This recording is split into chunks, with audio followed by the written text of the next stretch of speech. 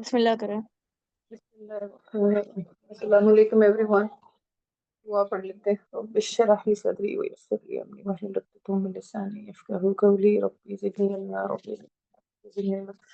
जी, आज हम जो सेशन कर रहे हैं उसके अंदर बेसिकली हम प्रैक्टिस करेंगे। जो पहले तो रिवाइज़ करेंगे जल्दी-जल्दी और फिर उसके बाद प्रैक्टिस करेंगे कुछ एक्सरसाइज़ेस के थ्रू जो हमने पढ़ा है। वो छोटी-छोटी आसान-आसान सी एक्सरसाइज़ेस हैं, but I want you to go through them ताकि आपको याद रहे कि हमने क्या-क्या पढ़ा था। अम, जैसे हम रिवाइज़ करेंगे कि ऑथर का पर्पस, टेक्निक्स, प्री राइटिंग की, सॉरी यहाँ पे रीराइटिंग लिखा है, pattern of organisation, author style है और पैराग्राफ राइटिंग है। ऑथर का पर्पस हमने पढ़ा था कि वो पाई की फॉर्म में होता है, पर्सुएड, इन्फॉर्म, एंटरटेन। ये it could be a primary purpose, most dominant one, और इसका सेकेंडरी पर्पसेस भी हो सकते हैं, जिसकी आगे हमने बहुत ज़्यादा डिटेल पढ़ी है, so I am not going to go into that. ये मैंने आपको एक गाइडलाइन भेजी थी जिसके अंदर डिफरेंट पर्पस, कोई प्राइमरी है उसकी क्या क्या क्या चीज़ें, क्या कंटेंट साइंस आपको नज़र आते हैं, कौन से क्लूज आपको नज़र आते हैं, कौन से क्वेश्चन आप पूछ सकते हैं जिससे आपको पता चलता है कि राइटर का पर्पस क्या है। इसके बाद हमने प्री राइटिंग टेक्निक्स भी किया था जिसमें हमने 5 चीज़ें देखी थी कि टॉपिक कैसे चूज़ करते हैं, नैरो डाउन कैसे करते हैं, अपने ऑडियंस को डिटरमिन करना, पर्पस, टोन, व्यू पॉइंट वगैरह सारी चीज़ों को देखते हुए जाना, फिर फोकस करना एक सेंट्रल आइडिया के ऊपर, using few questions to ask a message, what message or claim you want the reader to take away. फिर मज़ीद ब्रेनस्टॉर्म करना, यानी 5Ws 1H, जिस तरह हम कहते होते हैं कि ये क्वेश्चनिंग टेक्निक होती है। अपने जो भी राइट अप है आपका उसको एक्सप्लोर करना। कुछ क्वेश्चंस के आंसर्स आपको खुद ब खुद मिलते जाते हैं। आपकी, अगर आप एक्सपर्ट हैं अपने एरिया के अंदर तो आपको पता चलता जाते हैं, और कुछ जो है वो आप फिर एक्स्ट्रा रीडिंग करते हैं उसके लिए। उसके लिए भी आपने ऑथेंटिसिटी वगैरह चेक करनी होती है। फिर आप इन सारी जो चीज़ें आपके पास आइडियाज़ जनरेट होते हैं, उनको आप आउटलाइन करते हैं, एक प्लान बनाते हैं, आप उसका लॉजिकल स्ट्रक्चर देते हैं उसको कि किस बात को मैंने पहले करना है, किस आर्ग्यूमेंट को मैंने पहले रखना है और उस किस बात को बाद में करना है। इसमें भी प्री राइटिंग स्ट्रैटेजीज़ हमने ये सारी की थी, brainstorming, pre writing, looping, clustering, questioning, ठीक है, जर्नलिंग, रिसर्चिंग, स्टोरी बोर्डिंग वगैरह। फिर हमने ह्यूरिस्टिक मेथड भी देखे थे जिसके अंदर जब आप टॉपिक चूज़ कर लेते हैं तो हम ये टेक्निक्स यूज़ कर सकते हैं टू राइट, और इसका फ़ायदा ये भी होता है कि ये आपकी राइटिंग को स्ट्रक्चर भी दे देता है। मतलब अगर आप इनके क्वेश्चंस को ही लेके चल रहे होते हैं तो उसी स्ट्रक्चर में आपकी राइट अप बड़ा अच्छा-सा बन जाता है कि मतलब कोई आपको ये नहीं कहेगा कि आपने ये बात बाद में करनी थी, ये आपने पहले क्यों कर दी। सो इनके क्वेश्चंस का एक स्ट्रक्चर होता है जिसके अकॉर्डिंग अगर आप चलें तो आपका स्ट्रक्चर भी सही हो जाता है और ये डीप डिगिंग के लिए भी बहुत फ़ायदा देता है। अच्छा जी, अब हमने पैटर्न ऑफ ऑर्गनाइज़ेशंस भी पढ़े थे, कोई 15 थे जिनको हमने डिस्कस किया था। ये सामने आपके नाम लिखे हैं: chronological, compare, contrast, problem, definition, process, description, narrative, classification, list of items, order of importance, spatial order, summary, generalization and example वगैरह। तो ये पैटर्न्स, हर राइटर एक खास पैटर्न्स को अडॉप्ट करते लिखता है। एक ही पैराग्राफ के अंदर 2-3 पैटर्न्स को यूज़ भी किया जाता है। ऐसा नहीं है कि एक छोटा पैराग्राफ हो, शायद वो एक ही पैटर्न के ऊपर लिखा जा रहा हो, लेकिन अपना एक आर्गुमेंट को राइटर एक पैटर्न पे लेके चलता है। लेकिन कभी-कभी ऐसा भी होता है कि आपका जो पैटर्न है वो डोमिनेंट पैटर्न एक ही रहता है, लेकिन बाकी साथ-साथ छोटे दूसरे पैटर्न्स भी यूज़ होते रहते हैं। फिर हमने रॉथर का स्टाइल देखा था, उसके डिफरेंट एलिमेंट्स देखे थे जो कि आपके सामने ये लिखे हुए आ रहे हैं। इनकी काफ़ी डिस्कशन हम कर चुके हैं, मैं ज़्यादा डिटेल में नहीं जाऊँगी। Just like have a look at the screen, आपको पता चल जाएगा जिसके अंदर पर्पस, जॉनरा, ऑथर की वॉइस अपनी, कि वो अपना आइडिया कैसे प्रेज़ेंट कर रहा है और फिर दूसरों के रेफरेंसेस कैसे दे रहा है, उसका अपना एटीट्यूड क्या है, कितना वो सीरियस है, कितना उसकी सिंपैथी है किसी टॉपिक के साथ वगैरह। तो सॉरी। पैराग्राफ राइटिंग जो हमने पढ़ी थी उसके अंदर हमने टॉपिक सेंटेंस को डिस्कस किया था। उसके अंदर कॉन्सेप्ट कॉन्सेप्ट ऑफ यूनिटी था।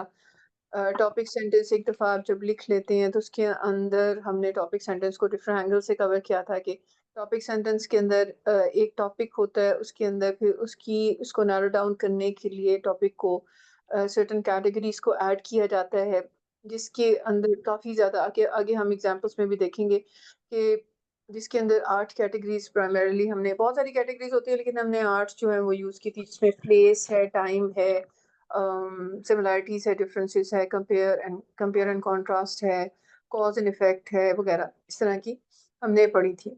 सो वो नैरो डाउन करता है टॉपिक को किसी हद तक और फिर हमने टॉपिक सेंटेंस को इस एंगल से भी देखा था कि उसके अंदर कुछ जर्नलिस्टिक क्वेश्चंस पूछे जाते हैं जिसके अंदर सबसे जो इम्पोर्टेंट क्वेश्चन होता है वो है what.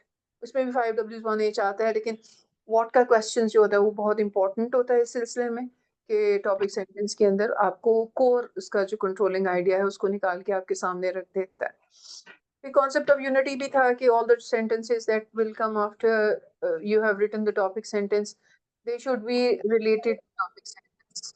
I'm sorry, I just like.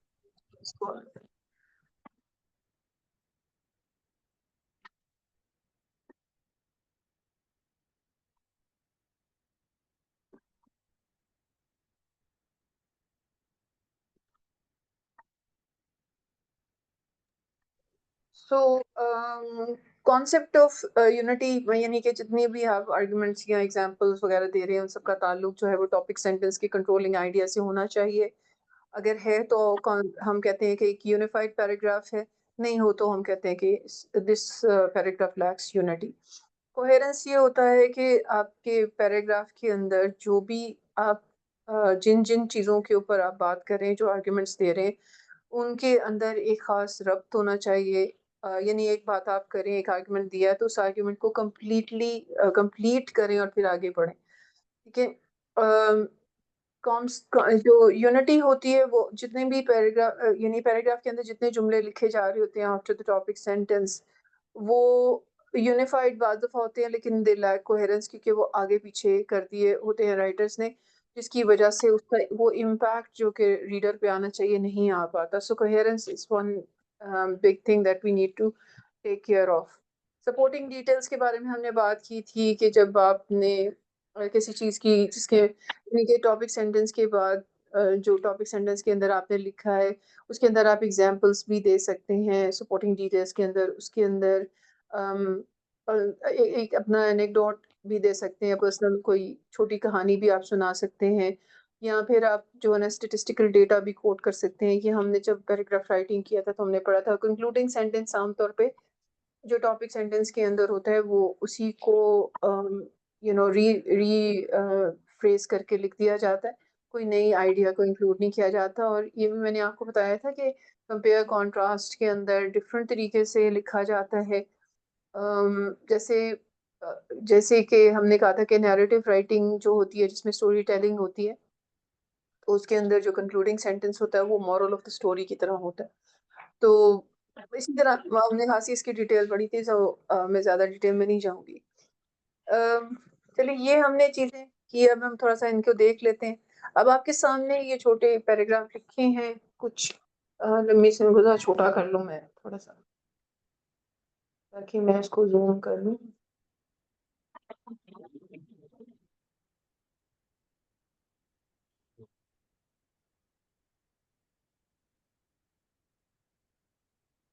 ये आप वो कर सकते हैं थोड़ा-सा। ये पैराग्राफ्स आप प्लीज़ पढ़िए और इनको पढ़ के ना तो इनके सामने इनके ऑप्शंस दिए हुए हैं तो आपने इनको सेलेक्ट करना है। मैं अब रीडिंग करती जाऊँगी तो आपने सोच के इसके अपने पास आंसर करने हैं, अपने पास आंसर लिख लेने हैं क्योंकि अगली स्लाइड के अंदर मैं इसके आंसर्स भी डिस्कस करूँगी। These are very simple one और ये आप पढ़ें और इसको करते जाएँ, अपने पास लिखें। नेक्स्ट स्लाइड जब हम ओपन करेंगे तो आपको अ, अपने आंसर्स को आप खुद चेक करेंगे, ठीक है?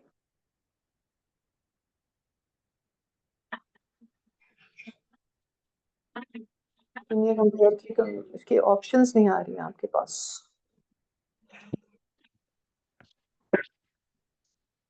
ये कॉज कंपेयर ये लिख लीजिए एक दफा अपने सामने ये वाले, कि ये ना बहुत छोटा हो जाएगा, मैंने इसलिए इसको जूम कर दिया ताकि आपके पास थोड़ा इस तरह से लिखा हुआ आ जाए।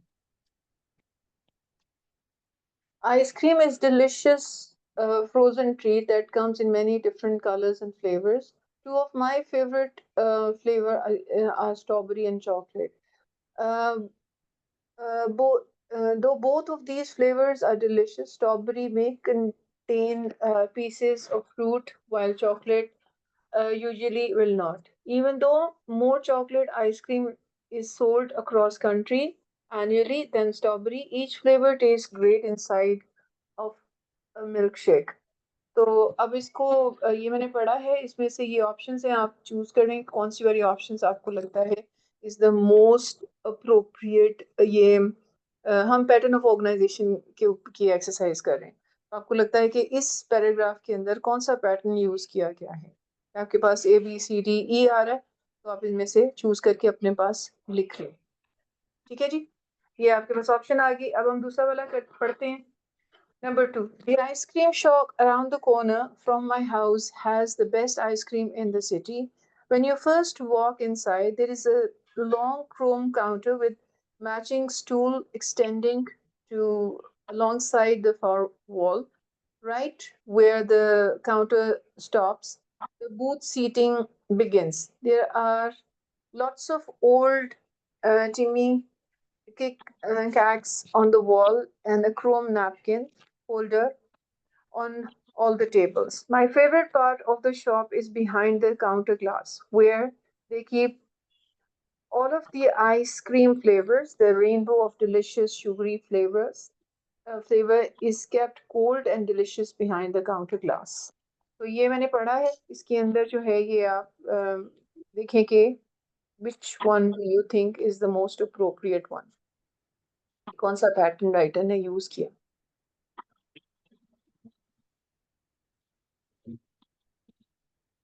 जी, अब हम अगला पढ़ते हैं। Freezer burn may have wasted more ice creams than sidewalks. If you don't know, freezer burn is when ice cream crystals form on the surface of the ice cream.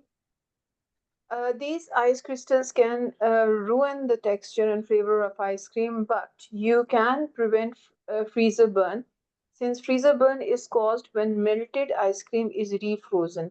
Rather than eating your ice cream from the container, it melts. Scoop your ice cream into the bowl and put the container back in the fridge immediately. Doing this ought to help you solve your issues with freezer burn. So इसकी भी आप देख लें कि कौन सी वाली आपको लगता है कि मोस्ट अप्रोप्रिएट इसका पैटर्न है। एवं आप ना जवाब बोल भी दिया करें ताकि रिकॉर्डिंग में आ जाए ना, क्योंकि चैट के आंसर्स रिकॉर्डिंग में नहीं रिकॉर्डिंग आएंगे। में आएगा, मैं अगली स्लाइड के ऊपर सारे आंसर्स भी बताती जाऊंगी। ओके ओके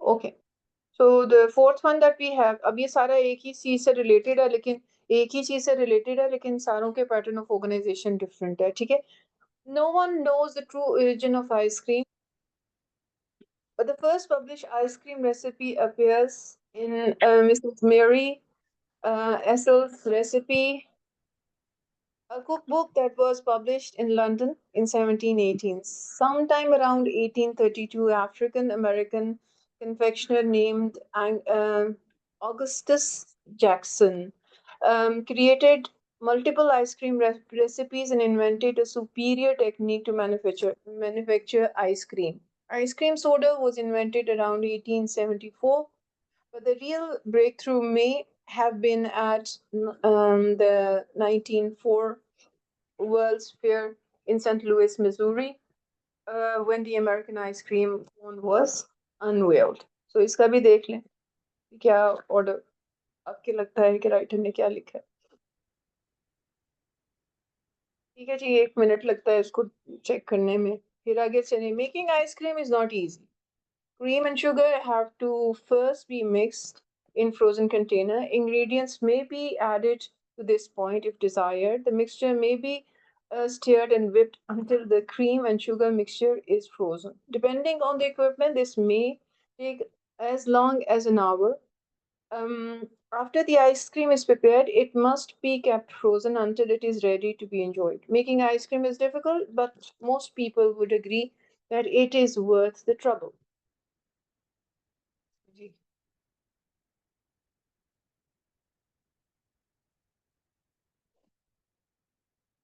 ये हो गया जी। अब हम इसको चलते हैं इसकी आंसर्स की तरफ। सॉरी। अच्छा, देखिए आगे हमने पहले किया कि कंपेयर किया स्ट्रॉबेरी और कोन आइसक्रीम को, तो ये कंपेयर एंड कंट्रास्ट का था पैराग्राफ, जो कि बी ऑप्शन हमारे पास आ रही थी। The paragraph shows how two flavours are alike and different. ठीक है। फिर सेकेंड पैराग्राफ में डिस्क्राइब किया उसने आइसक्रीम शॉप को, तो स्पेशल ऑर्डर स्क्रिप्ट वर्ड जो कि डी ऑप्शन आती है। The paragraph describes the shop layout, visual details in order of location. ठीक है।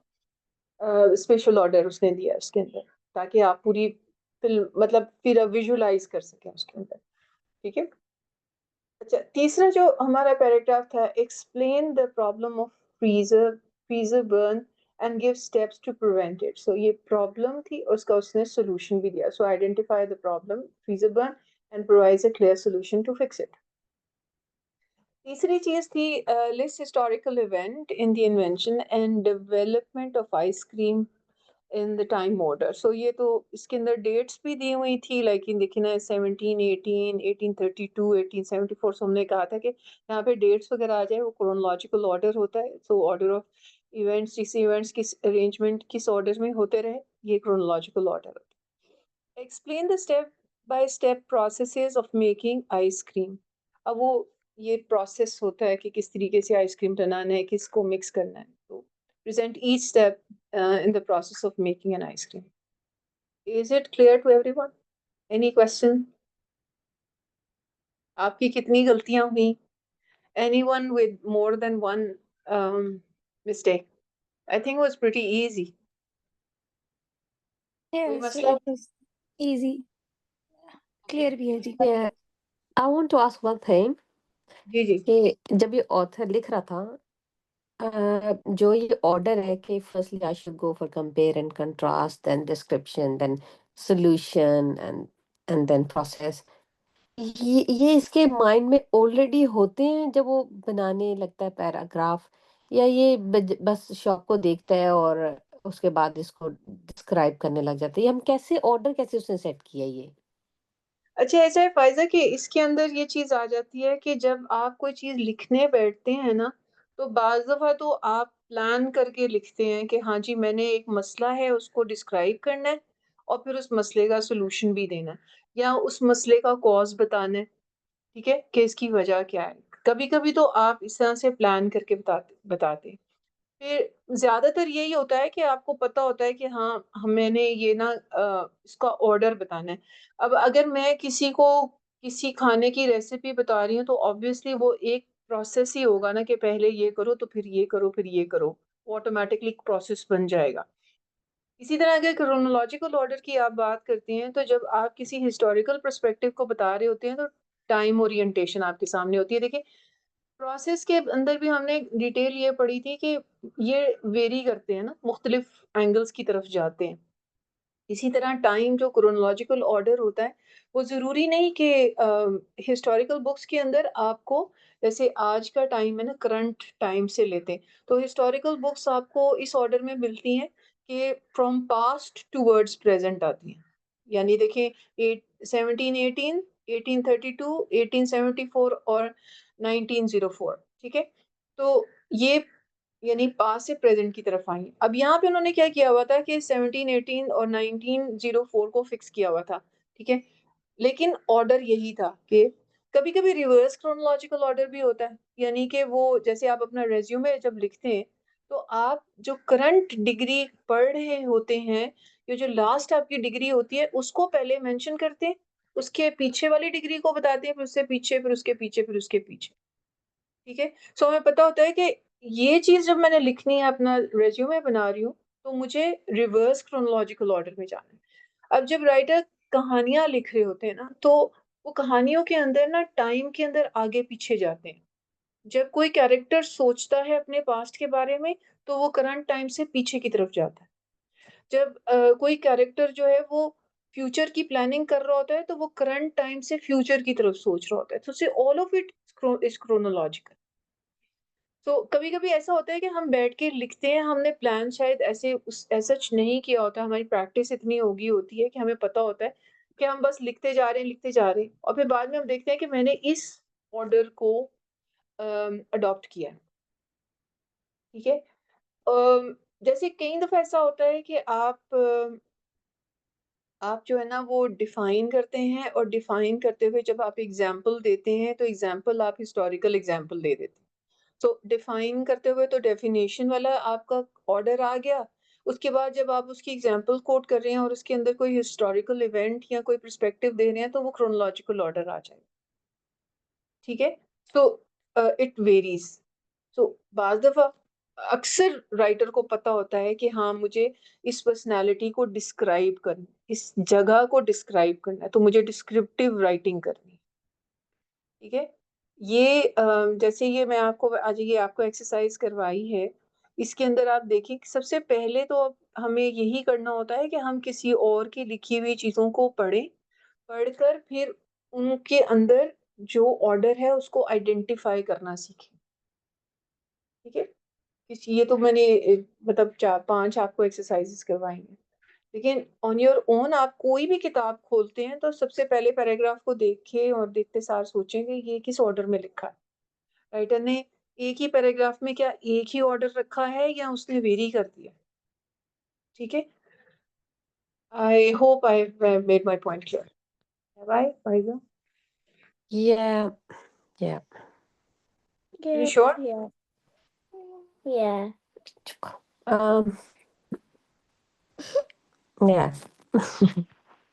लेकिन क्योंकि मैं सिर्फ ये सोच रही थी कि सब अगर ये आइसक्रीम की डेफिनेशन वगैरह सबको सबसे पहले ले आता या हिस्ट्री को सबसे पहले ले आता तो मुझे थोड़ा सा काइंड ऑफ बोरिंग लग रहा होता, लेकिन जो जहाँ से उसने स्टार्ट किया है ना कंपैरिजन से कि आइसक्रीम ऑल्दो उसने वहां से मेरा ना इंटरेस्ट ग्रैब कर लिया था कि वो मुझे अच्छी लग रही थी, फिर उसके बाद आहिस्ता आहिस्ता वो वहीं ले गया जहां से एक टिपिकल आर्टिकल लिखा जाता है। या ये एक सॉर्ट ऑफ ऐसे था आपके सामने, लेकिन ऐसे के डिफरेंट पैराग्राफ्स थे और इसके अंदर डिफरेंट पैराग्राफ्स जो हैं वो डिफरेंट तरीके से लिखे, डिफरेंट क्या कह लें लिखे जाते हैं। तो जब हम इंट्रोडक्टरी पैराग्राफ अपन ऐसे इंशाल्लाह कवर करेंगे तो उसमें आप देखेंगे कि पहले पैराग्राफ के अंदर जो पहला जुमला होता है वो रीडर्स हुक कहलाता है। और रीडर्स हुक क्या होता है कि you grab the attention of a reader, कि वो हुक्ड रहे और एंड तक आपका पढ़ता हुआ जाए, छोड़ ना दे, या बोर ना हो। Yeah. Perfect. Coming to the next exercise, जिसके अंदर हम कोहेरेंस की प्रैक्टिस करेंगे। ये आपके सामने पैराग्राफ लिखा है, इसके सेंटेंसेस जो है वो सारे मैंने आगे पीछे कर दिए। ठीक है? अब इन सेंटेंसेस को आप पढ़ें और इनके अंदर 1 2 3 पहले तो टॉपिक सेंटेंस इनमें ढूंढे और फिर इसके अंदर कंक्लूडिंग सेंटेंस ढूंढे। उसके बाद बाकी जितने भी उसके अंदर टॉपिक सेंटेंस एक दफ़ा आपको मिल जाता है, तो आपको किसी हद तक आपको ये तो यूनिफाइड पैराग्राफ है ये, क्योंकि हर चीज़ टॉपिक सेंटेंस से लिंक्ड है, ठीक है? तो अब आपने सिर्फ ऑर्डर में करना है इनको, यानी इनकी कोहेरेंस को मेंटेन करना है कि जहाँ एक बात राइटर ने शुरू की है, उन 2 पॉइंट्स को मुझे इकट्ठा रखना है। जी, यू हैव 1 मिनट, 2 मिनट्स चलिए।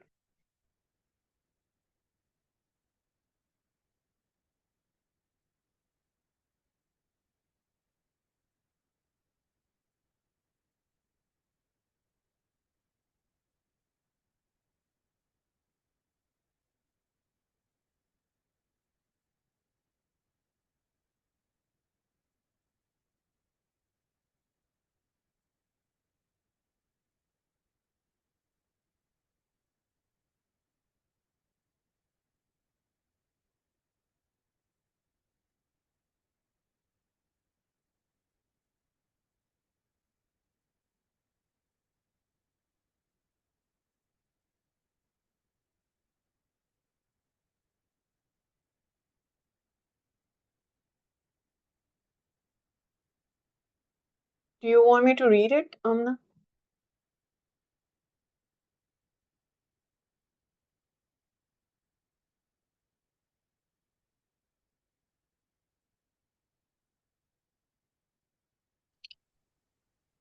I think read it. Okay. पहला जुमला पढ़ें जी. Yeah, let's face it, not everyone can afford a $50 steak, especially if there are 6 in the family. For others, the most important thing is the quality of the food. For individual on the go, the deciding factor many times is the speed of service and convenience of the restaurant.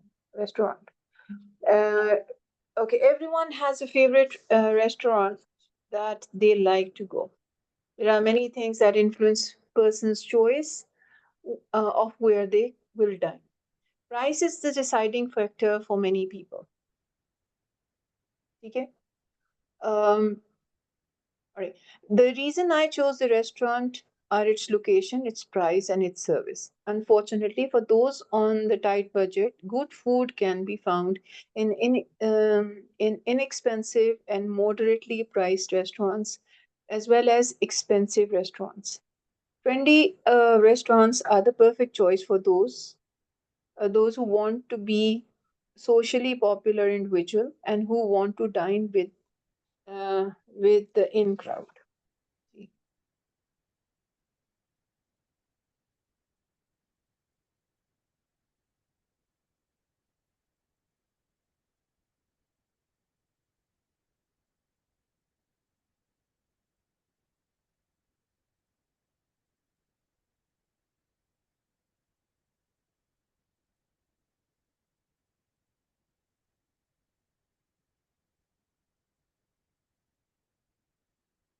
No, Muhammad, don't do that, please. अपनी copy पे लिख.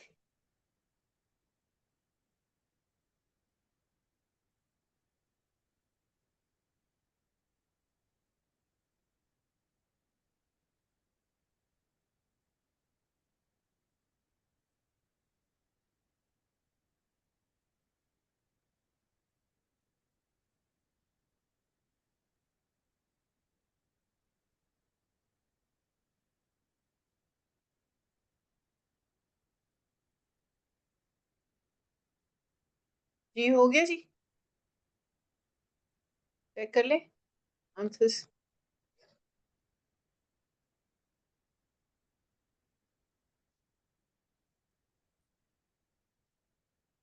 जी, अब अपना अपना check कर लें please.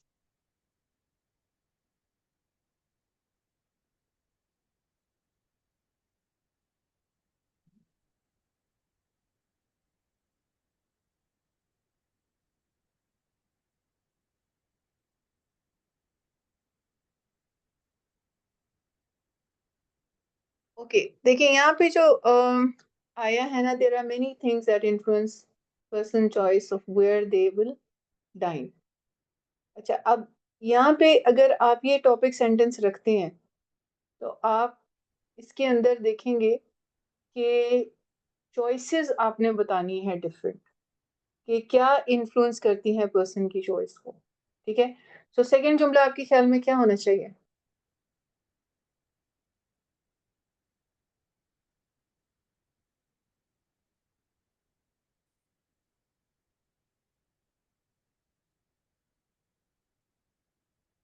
Mohan, क्या होना चाहिए?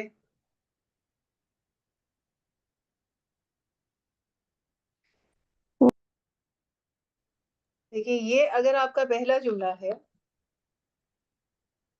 ठीक है, और हम कह रहे हैं कि हमने ये इसको बनाना है, तो हमारा उसके बाद कौन सा जुमला आना चाहिए?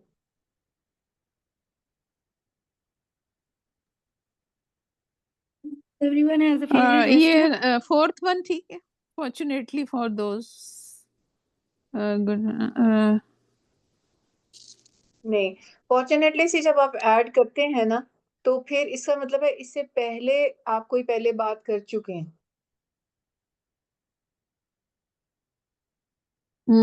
ये third वाला. The reason I choose a restaurant and its location, its Yes. price and its service.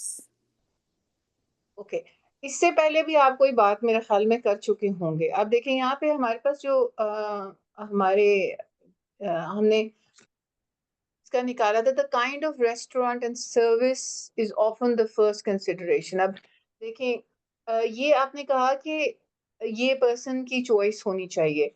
तो let's face it, not everyone can afford the dollar steak, और या ये होगा या फॉर अदर्स या द फिर मोस्ट ये लास्ट वाला कर लें, trendy restaurant. Everyone has trendy restaurant से द परफेक्ट चॉइस फॉर दोस्त। नहीं ये, अच्छा अब मुझे बताएं, ये पहला अगर जुमला है तो आखिरी जुमला कौन सा होना चाहिए?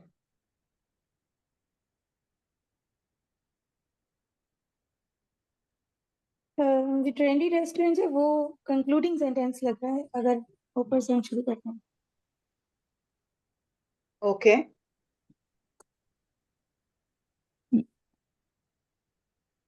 ये फॉर्चुनेटली वाले को भी एंड में रख सकते हैं।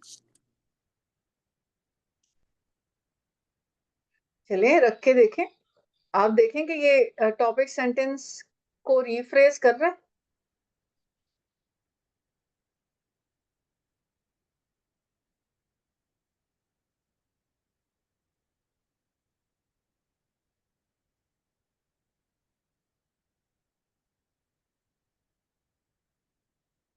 अब देखिए यहाँ पे ना आपने पर्सन चॉइस को देखें। जब पर्सन चॉइस को आप देखें तो ये देखिए, let's face it, not everyone can afford $50 steak for with the 6 in the family.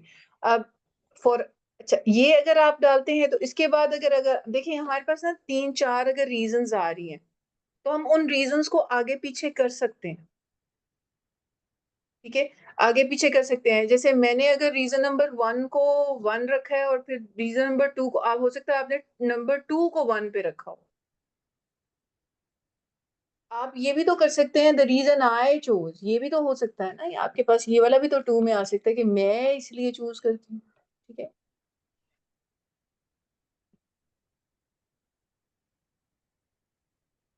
मैं इसलिए चूज करती हूँ, लेकिन बहुत सारे लोग हैं जो कि ये नहीं अफोर्ड कर सकते। सही है, ठीक है। अच्छा अब मैंने इसकी ना एक समराइज, क्योंकि मैंने इसकी समराइज करके आपको इसका बताऊंगी कि ये कैसे करेंगे। देखिए इसकी समरी के अंदर हमारा आएगा, अच्छा सॉरी ये मुझे इरेज करना पड़ेगा, आई डिडंट नो। वैसे तो आमतौर पे जब प्लान किया जाता है तो पहले तो हम चूज तो यही करते हैं कि किस रेस्टोरेंट में जाएंगे, जो अपना फेवरेट हो, जिसका फूड पसंद है, लोकेशन पसंद है और उसकी अरेंजमेंट्स पसंद है। तो डिसीजन तो हम ऐसे करते हैं, यानी जिसमें नहीं आप कंपैटिबल हो लोग सारी चीजें। नहीं, हमने अपने डिसीजन की बात नहीं करनी, हमने सिर्फ जो टेक्स्ट नहीं लिखा है तो उस फिर वो ही नहीं हम फिट कर सकते। नहीं, आपने अपने अपनी डिसीजंस के बारे में जो है ना, अब देखिए यहाँ पे ना, देखिए वो कह रहा है ना कि there are many things that influence persons choice of where they will dine. फिर वो कहते हैं the kind of food and restaurant service often the first consideration. यही हमारे पास था ना कि नंबर 2 के अंदर जो आप पीछे लेके आ रहे थे ना जुमला, वो था द काइंड ऑफ फूड। ठीक है, तो जो फूड जो है उसकी यहाँ पे समराइज करके आपको दे, तो फूड कंसिडरेशन सबसे पहले आप कह रहे हैं कि ऑफन आपकी ज्यादा होती है, लेकिन कुछ जो है वो चूंकि स्पाइसी फूड वगैरह खाते हैं तो वो लाइटर ऑप्शंस की तरफ जाते हैं, लेकिन the price of the food is another factor. तो देखिए पहले तो आप खाने की सर्विंग को सारा इकट्ठा कर लें, फिर दूसरा फैक्टर आपके पास आता है कि प्राइस क्या है, उसको आप इकट्ठा करेंगे, फिर लोकेशन के वो कितना दूर है आपके घर से, कितना नजदीक है, और जो तीसरा है वो atmosphere and quality of service के ऊपर भी आप जाएंगे। अब यहाँ 3 चीजें आ रही हैं। एक है एक है आपके पास कि कैसा फूड है, ठीक है, और उसमें वो कह रहा है कि कुछ लोग स्पाइसी फूड पसंद करते हैं, तो आप इन्हीं इसी एक्सरसाइज में ढूंढे कि वो क्या है। मैं ये हिंट दे रही हूँ आपको। फिर प्राइस ऑफ फूड उसने सेकंड ऑप्शन पे रख दी, फिर लोकेशन को उसने तीसरी ऑप्शन दे दी, और फिर उसने कहा कि कई दफा एटमॉस्फेयर और क्वालिटी और सर्विस भी बहुत अहम किरदार अदा करती है, और ये सारे फैक्टर्स डिटरमिन करते हैं कि आप कहाँ डाइन करें। अब अगर आप इसके काइंड ऑफ फूड के ऊपर बात करते हैं, फिर उसके पास उसकी प्राइस के ऊपर बात करते हैं, लोकेशन पे बात करते हैं, now do this exercise now.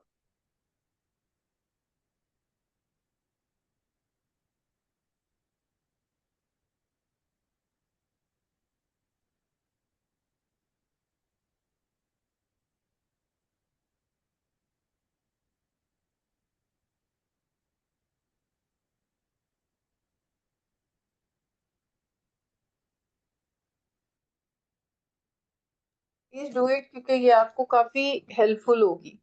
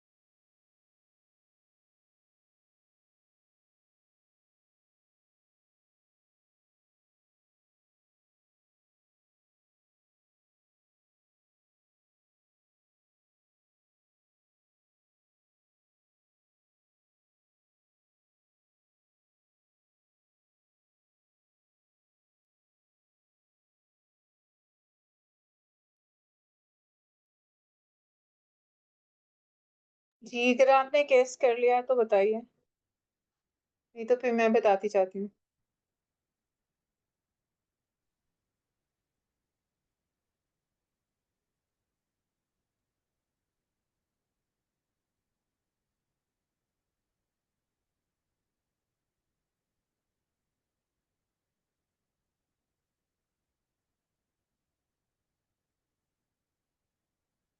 अच्छा जी, यहाँ पे जो हमारे पास ऑर्डर आ रहा है वो है कि हम इसको इस तरीके से करेंगे।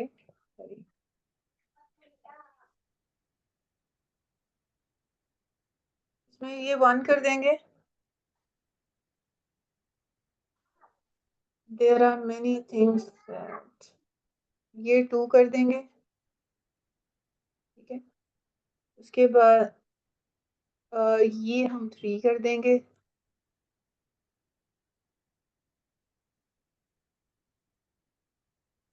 ये हम 4 कर देंगे।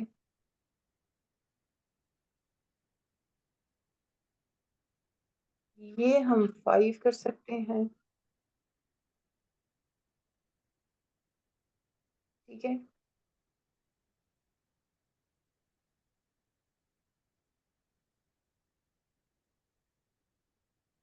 अच्छा, ये 6 हो सकता है। ये 7 हो सकता है।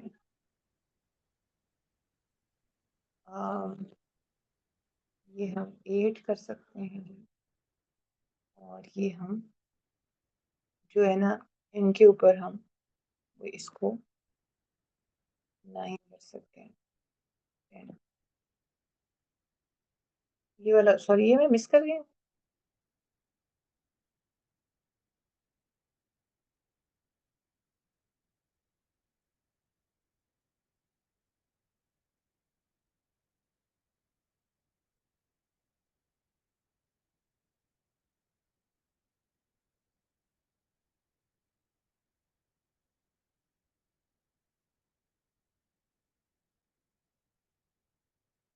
ठीक है जी, तो ये वाला हमें इसको हम प्राइस का डिसाइडिंग फैक्टर तो हो सकता है ये वाला जो है ये 5 पे आ जाए, ये वाला, ये जो है। ये वाला जो है ना, इसको हम प्राइस के जब डिसाइडिंग फैक्टर है तो इसको हम 5 पे लेके आ सकते हैं, बाकी ऑर्डर सेम रहेगा। ठीक है, ऑलराइट। सो हम इसको इरेज कर दें अब। ठीक है, 8 gonna be a concluded statement then, number 8. Ji erase कर दूं सारे, ताकि वो फिर ये इरेज इसलिए करने पड़ रहे हैं क्योंकि ये अगली साइड के ऊपर ना ये निशान नजर आते रहेंगे।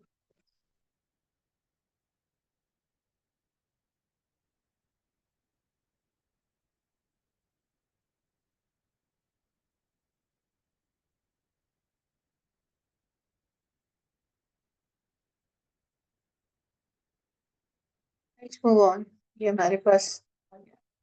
अच्छा जी, यहाँ पे आपके सामने 3 जुमले लिखे हैं। इन 3 जुमलों के अंदर आपने आइडेंटिफाई करना है कि इसका टॉपिक क्या है और इसका कंट्रोलिंग आइडिया क्या हो सकता है। अच्छा, इसमें आपको जो चीज हेल्प करेगी कंट्रोलिंग आइडिया निकालने के लिए, हमने ये क्वेश्चंस देखने होते हैं।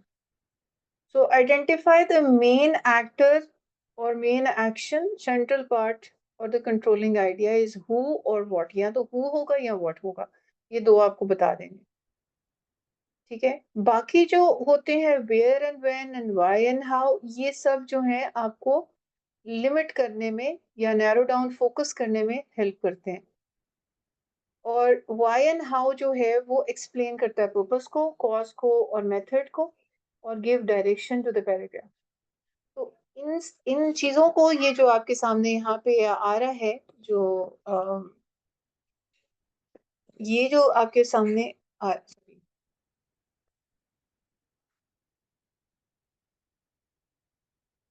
ये जो आपके सामने इंफॉर्मेशन आ रही है, if you could see, ये इंफॉर्मेशन आपको हेल्प करेगी इसका कंट्रोलिंग आइडिया पुल आउट करने में। टॉपिक तो आपको काफी हद तक समझ आ जाएगा।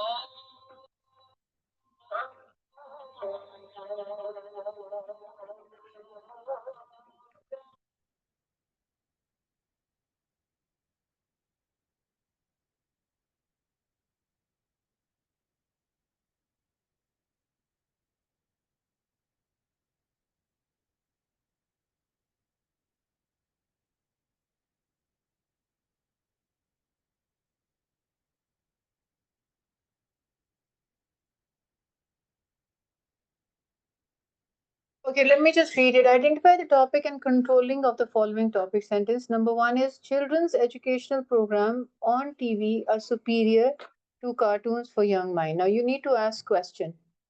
और वो क्वेश्चन टॉपिक तो आपको समझ में आ गया होगा, काफी क्लियर है, लेकिन बताएं कि इसका कंट्रोलिंग आइडिया क्या होगा। ठीक है, सो आस्क दीज क्वेश्चंस। ये आपके सामने जर्नलिस्टिक क्वेश्चंस लिखे हुए हैं, इन जर्नलिस्टिक क्वेश्चंस को पूछें और उसका कंट्रोलिंग आइडिया पुल आउट कर लें। Hobbies provide people with many benefits, and the third one is a computer is a must for today in college. For sorry, a computer is a must for today in college students. Sorry, ये थोड़ी सी typing error आ रहा है।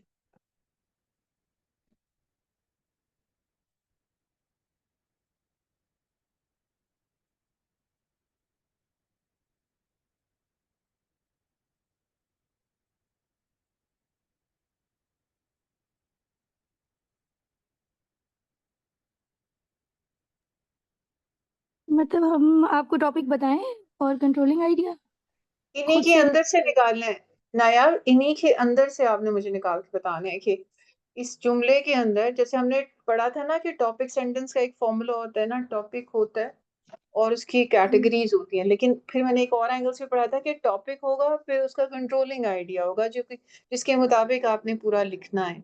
तो इन topic को जुमलों के लेकर अंदर topic को अलग कर दें और फिर उसका कंट्रोलिंग आइडिया भी पुल आउट करके बताएं कि टॉपिक को कंट्रोल क्या करेगा। मैं कोशिश करूँ पहली वाली या वेट करें? श्योर, आप जैसे करें जैसे करें। children's educational programs on TV are superior to cartoons for young minds. So children's educational program on TV ये टॉपिक हुआ और कंट्रोलिंग आइडिया ये हुआ कि these programs are better than the cartoons for young minds. नहीं, आप इसकी practice करनी है। आपने पहले सवाल पूछे, आप पहले सवाल पूछे कि ये पढ़ के आपके दिमाग में क्वेश्चन क्या आता है। Okay. कैसे प्रमोट कर रहे हैं वो टीवी और इन चीजों को? ये आपके सामने ये क्वेश्चन लिखे हैं ना, 5 Ws और H। मैं बताएं कि आप हाँ तो जूम जब आप जी व्हाट मैम करके क्वेश्चन पूछते हैं ना, इसी जुमले को पढ़ के व्हाट करके या हु करके कोई भी सवाल पूछते हैं, तो वो आपको मेन आइडिया जो कंट्रोलिंग आइडिया है ना, वो आपके सामने खोल के ले आता है। सो आप बताएं कि व्हाट करके कौन सा क्वेश्चन बनता है।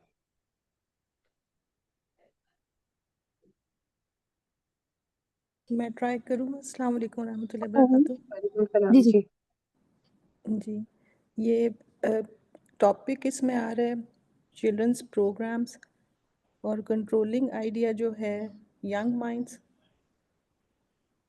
क्वेश्चन क्या पूछा नज़ा आपने अपने आप से कि व्हाट इज दिस अबाउट? तो उनकी एजुकेशन की, चिल्ड्रन एजुकेशन के मुतालिक बात हो रही है। ओके, तो फिर जैसे स्पेसिफिकली चिल्ड्रंस एजुकेशन होना चाहिए, नॉट चिल्ड्रंस प्रोग्राम्स। अच्छा, आपने ये ट्राई अगर कर लिया तो हम इसको डिस्कस कर लें, अगर सबने कोशिश कर ली है सारों पे, या एक एक करके या सारे इकट्ठे करें। जैसे आप कर ले, हम आपको अपना ज़्यादा चेक कर लेंगे। बेनिफिशियल है। ओके, चलिए अगर आपने एक्सरसाइज अटेम्प्ट कर ली हुई है ना, तो फिर मैं आपको आंसर्स की तरफ लेके जाती हूँ, ताकि हम लोग ना किसी एम्बिग्यूटी। ओके ना, ये देखें कि आपके सामने ना क्वेश्चंस भी लिखे हैं ना, चिल्ड्रन एजुकेशनल प्रोग्राम। तो क्वेश्चन जनरलिस्टिक क्वेश्चन के कौन बच्चे, what is it is about educational program on TV, and why and how they are better for young minds than cartoons. So my topic है children educational program on TV.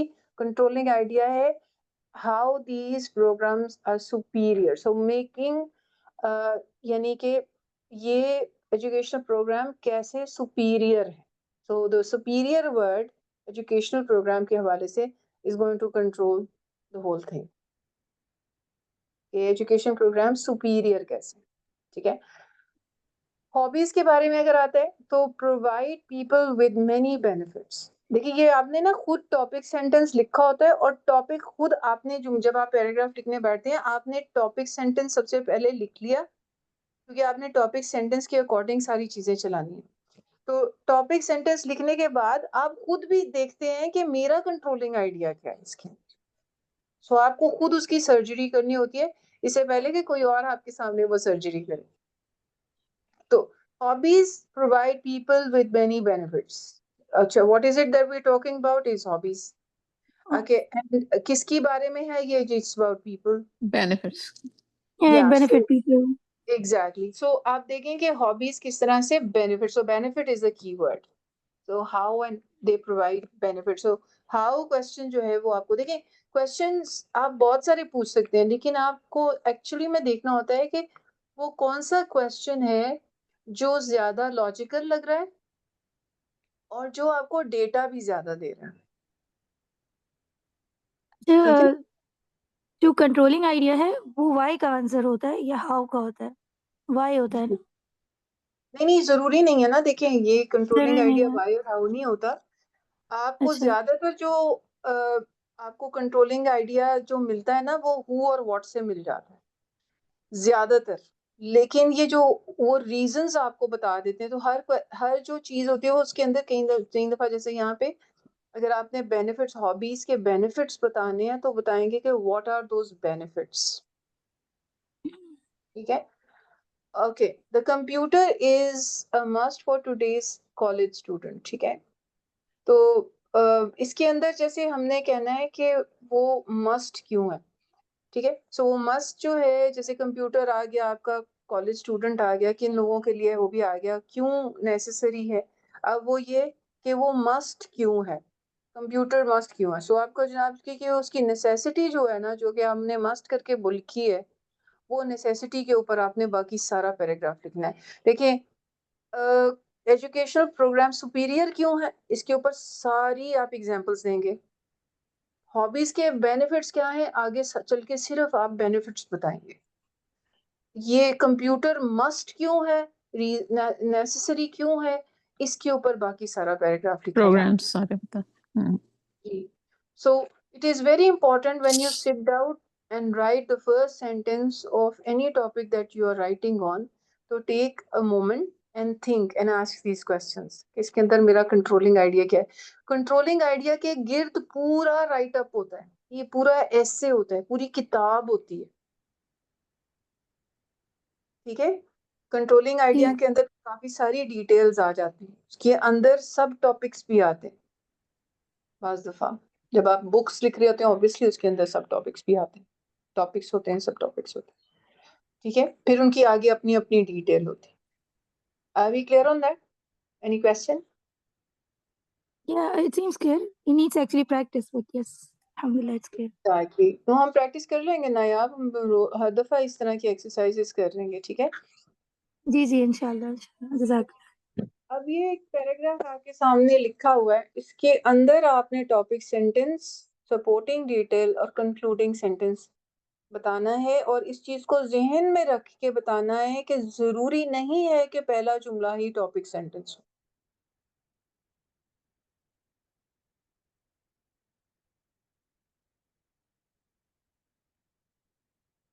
Paragraph को पढ़ के तो वो बताना है। के सामने आपके पैराग्राफ लिखा हुआ है। ठीक है, अच्छा। ये आपके सामने पैराग्राफ आ रहा है ना, इस पैराग्राफ के अंदर आपने इस पैराग्राफ को पढ़ना है और आइडेंटिफाई करना है कि इस पैराग्राफ के अंदर टॉपिक सेंटेंस क्या है। फिर उस टॉपिक सेंटेंस के अंदर आप देखेंगे कि राइटर ने टॉपिक सेंटेंस के अंदर क्या कंट्रोलिंग आइडिया लिखा है, उस कंट्रोलिंग आइडिया के मुताबिक उसने क्या क्या डिटेल दिया कि सपोर्टिंग डिटेल, और कंक्लूडिंग सेंटेंस कौन सा है। देखिए हमने पढ़ा था टॉपिक सेंटेंस के बारे में, it can be the first sentence, usually it is the first sentence, but it can be in the middle where it is linking two things, दो कनेक्टिंग चीजें आपस में जोड़ रहा है, उनको उनका कनेक्शन बता रहे हैं। ठीक है, it can be the last sentence, जैसे हमने कहा था कि सस्पेंस राइटर आमतौर पे आखिरी सेंटेंस को जो है टॉपिक सेंटेंस बनाते हैं, कि शुरू में बता देंगे तो सारा सस्पेंस खत्म हो जाएगा, क्योंकि टॉपिक सेंटेंस समराइज कर रहा होता है कि what is this paragraph about.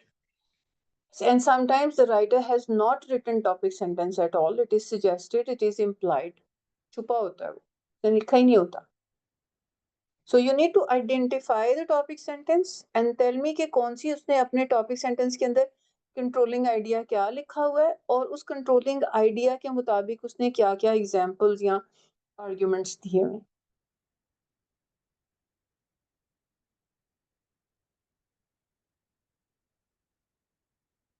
Sister Iram, जो आप अभी बता रही हैं ये वो आपने हमें पहले भी बताया था कि कभी कोई जर्नलिस्ट ऐसे भी करते हैं कि टॉपिक सेंटेंस नहीं देते हैं, या कोई ऐसा कंट्रोवर्शियल टाइप थीम या टॉपिक हो तो वो बीच में कहीं बता देते हैं, या एंड पे थोड़ा सा ऐसे रख देते हैं, ओपन एंडेड टाइप। सही सही समझी हूँ? ऐसा ही है, मैं भी यही आपको रिवाइज करवा रही थी कि topic sentence can be usually the first sentence, it can be in the middle but जी connecting two things, और it can be the last sentence sometimes, क्योंकि वो ये जो सस्पेंस राइटर्स वो अक्सर आखिरी जुमले में लिख देते हैं, and sometimes it is not written at all, it is suggested, implied, जहाँ पे they talk in circles, they give you all the description and they leave it to the reader to decide किसका topic क्या होना जी चाहिए। जी, ठीक है।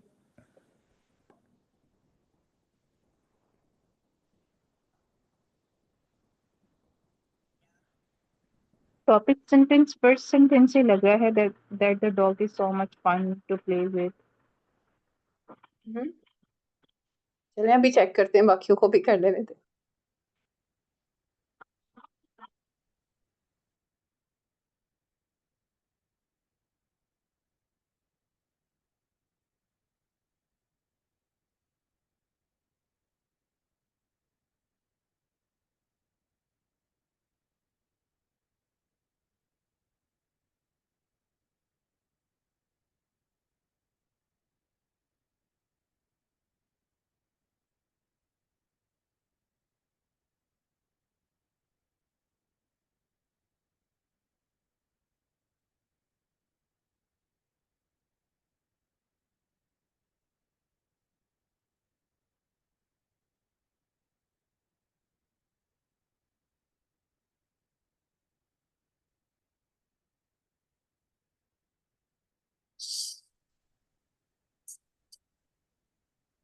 अब इतना ज्यादा टाइम नहीं दूंगा, इसको मैं डिस्कस करने लगी हूँ, ठीक है, क्योंकि ये तो सामने लिखा हुआ है, बस आपने ढूंढना है इसके अंदर।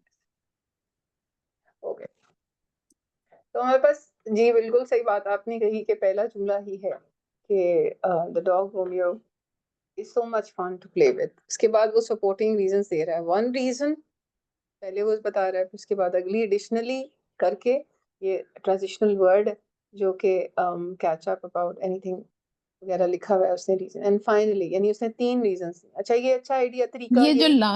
लास्ट वाला है वो कैसा है सेंटेंस, वो नहीं बन सकता? दीज रीजन शो व्हाई, नहीं ये तो कंक्लूड कर रहा है ना, कंक्लूजन की तरफ लेके आ रहा है, कह रहा है कि ये तमाम reason is why I really have fun playing with Romeo. Conclusion की तरफ आ रहा है ना, मतलब यही वजह है जिसकी वजह से मुझे उसके साथ खेल के मजा आता है। पहले उसने अनाउंसमेंट की है, अनाउंसमेंट इस तरीके से किया है कि वो भी इसके साथ तो बड़ा ही मजा, वही देखे ना, आई कैचिंग वो सेंटेंस है, ये टेंशन ग्रैबर है कि वो Romeo is fun to play with, ठीक है। और फिर उसने, जब भी हम एक बात करते हैं उसके हमेशा हमने कम से कम भी 3 रीजंस देने होते हैं। तो उसने फर्स्ट रीजन की, देन एडिशनली करके दूसरी रीजन दी, एंड फाइनली करके तीसरी रीजन दे दी, ठीक है। Alright, let's do another exercise, same thing. अच्छा, जो लास्ट वाला था उसमें कंट्रोलिंग आइडिया ये होगा कि व्हाई टू हैव डॉग्स। इसका, sorry I didn't get it. What's the controlling idea in the last paragraph? Is it like why to have dogs, why to keep dogs? The controlling idea is not dogs. Controlling ideas is fun. Why is it fun to play?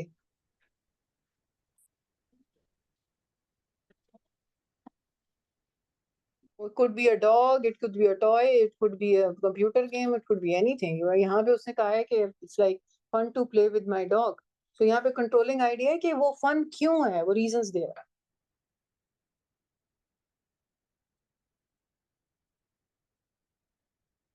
और sister ना, एक और चीज़ please बताना, जब आप ये discuss करें अभी जैसे पूछे किसी ने, तो इसमें ये भी हो सकता है कि ये तो एक हमें नज़र आ रहा है टेक्स्ट जो लिखा हुआ, जैसे आपने कंट्रोलिंग आइडिया का भी बताया कि it should be anything, could be a toy, game और एनीथिंग। तो इसको हम ऐसे भी ले सकते हैं कि कंट्रोलिंग आइडिया इज के a bond and affection to have something, someone you have a connection with, ये भी हो सकता है हमें राइटर कर रहा हो, जैसे It यहाँ पे depends. डॉग की मतलब हाँ उसकी जी, यहाँ हेल्प पे it could be की। anything मुनज्जर, हमें देखिए ना, मैं हमसे यहाँ कह के डॉग की जगह कंप्यूटर गेम्स डाल लें, कुछ भी डाल लें, बट देन अगेन आपको रीजंस तो फिर उसके मुताबिक है ना? देनी पड़ेगी ना, क्योंकि टॉपिक तो यही आ जाएगा ना, योर डॉग रोमियो, टॉपिक तो ये है। कंट्रोल आगे कर रहा है कि why is it fun to play with. अब अगर मतलब मेन आपको जो कंप्यूटर आइडिया गेम, उसका राइटर का है उसने लिख दिया, लेकिन इट इज ओपन एंडेड कि कुछ भी चीज़ हो सकती है। या देखिए, ठीक हमने है। इसीलिए कहा था ना कि टॉपिक होता है एक, यानी टॉपिक सेंटेंस के अंदर एक टॉपिक होता है, फिर उसकी कैटेगरीज जो उसको लिमिट कर रही होती है। यहाँ पे ऐसा कोई कैटेगरी आपको नजर नहीं आ रही, लेकिन यहाँ पे कंट्रोलिंग आइडिया आपको क्लियरली नजर आ रहा है कि उसने अपने डॉग के हवाले से बताना है कि वो फन क्यों, ठीक है। ठीक है जी, अगला वाला करते सही हैं, है। अब अगला अगला देखिए।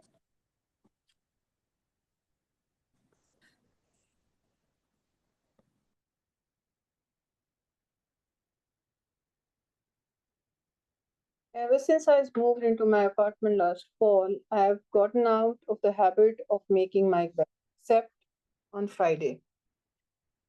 Of course, when I change the sheet, although some people may think that I am a slob, I have some reasons for breaking the bed making habit. In the first place, I am not concerned about maintaining a tidy bedroom because no one except me ever venture in there. If if there is ever a fire inspection or a surprise date, I suppose I can dash in there to puff up the pillow and slap on a spread. Otherwise, I am not bothered. In addition, I find nothing uncomfortable about falling into rumbling mass of sheet and blanket. On the contrary, I enjoy poking out a cozy space for myself before drifting off to sleep. Also, I think that a tightly made bed is downright uncomfortable. That is, entering one makes me feel like a loaf of bread being wrapped and sealed. Finally, most importantly, I think bed making is an awful way to waste time in the morning. I would rather spend those precious minutes checking my emails and feeding the cat than tucking in corners and snapping the spread. अब यहाँ पे मुझे आप ना इसका pattern of organisation भी बताइएगा.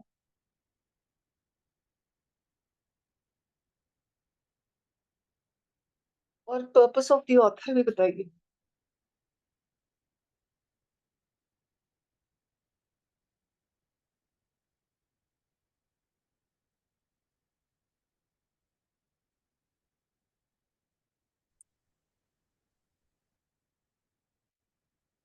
Purpose तो यही है कि वो प्लेयर टाइम लेना चाहते हैं और सेफ्टी.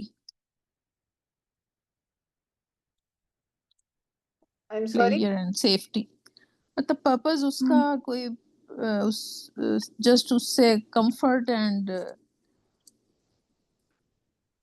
टाइम मुझे पहले तो सेविंग. पर्पस है ना हमारे पाए में से बताया ना कि पर्पस क्या है.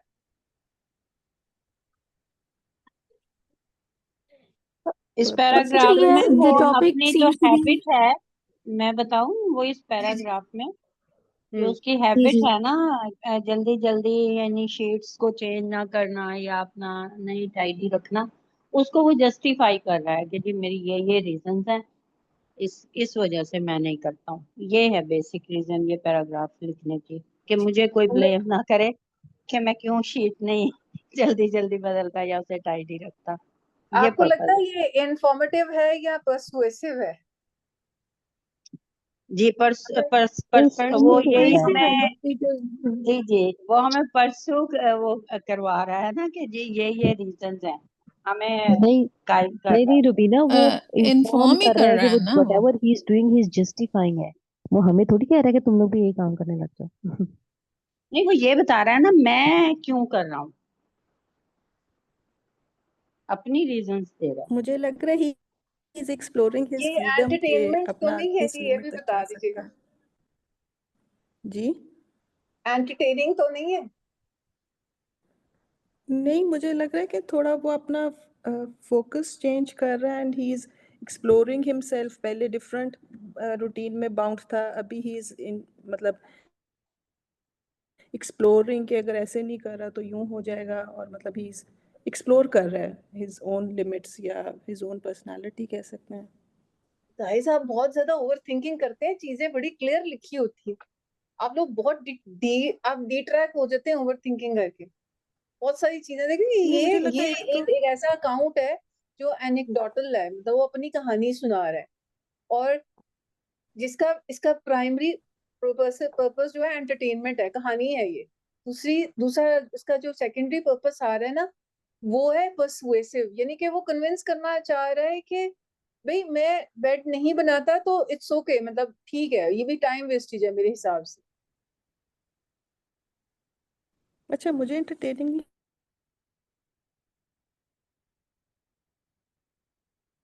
नहीं लगा. I don't know exactly entertaining गलत कैसे हुआ, मतलब वो तो गलत सोच फ्रस्ट्रेट है या कर क्या? रहा है. अच्छा, आपकी ना आवाज बहुत कम आ रही है मुझे. अच्छा, कोई अपना पर्सनल एक्सपीरियंस या एक सॉर्ट ऑफ स्टोरी दे रहा हो तो वो हम उसको मैं एंटरटेनमेंट कहती की कि कैटेगरी मुझे में समहाउ डालते नहीं हैं. एंटरटेनिंग बिल्कुल ये भी बात. लगा. एनेक्डोट है मैं ना माइक ये, म्यूट करती हूँ, शायद एनेक्डोटल माइक कहते हैं ऑन ना, है. हम कहते हैं अपना कहानी सुना देना, पर्सनल एनेक्डोट. हम्म.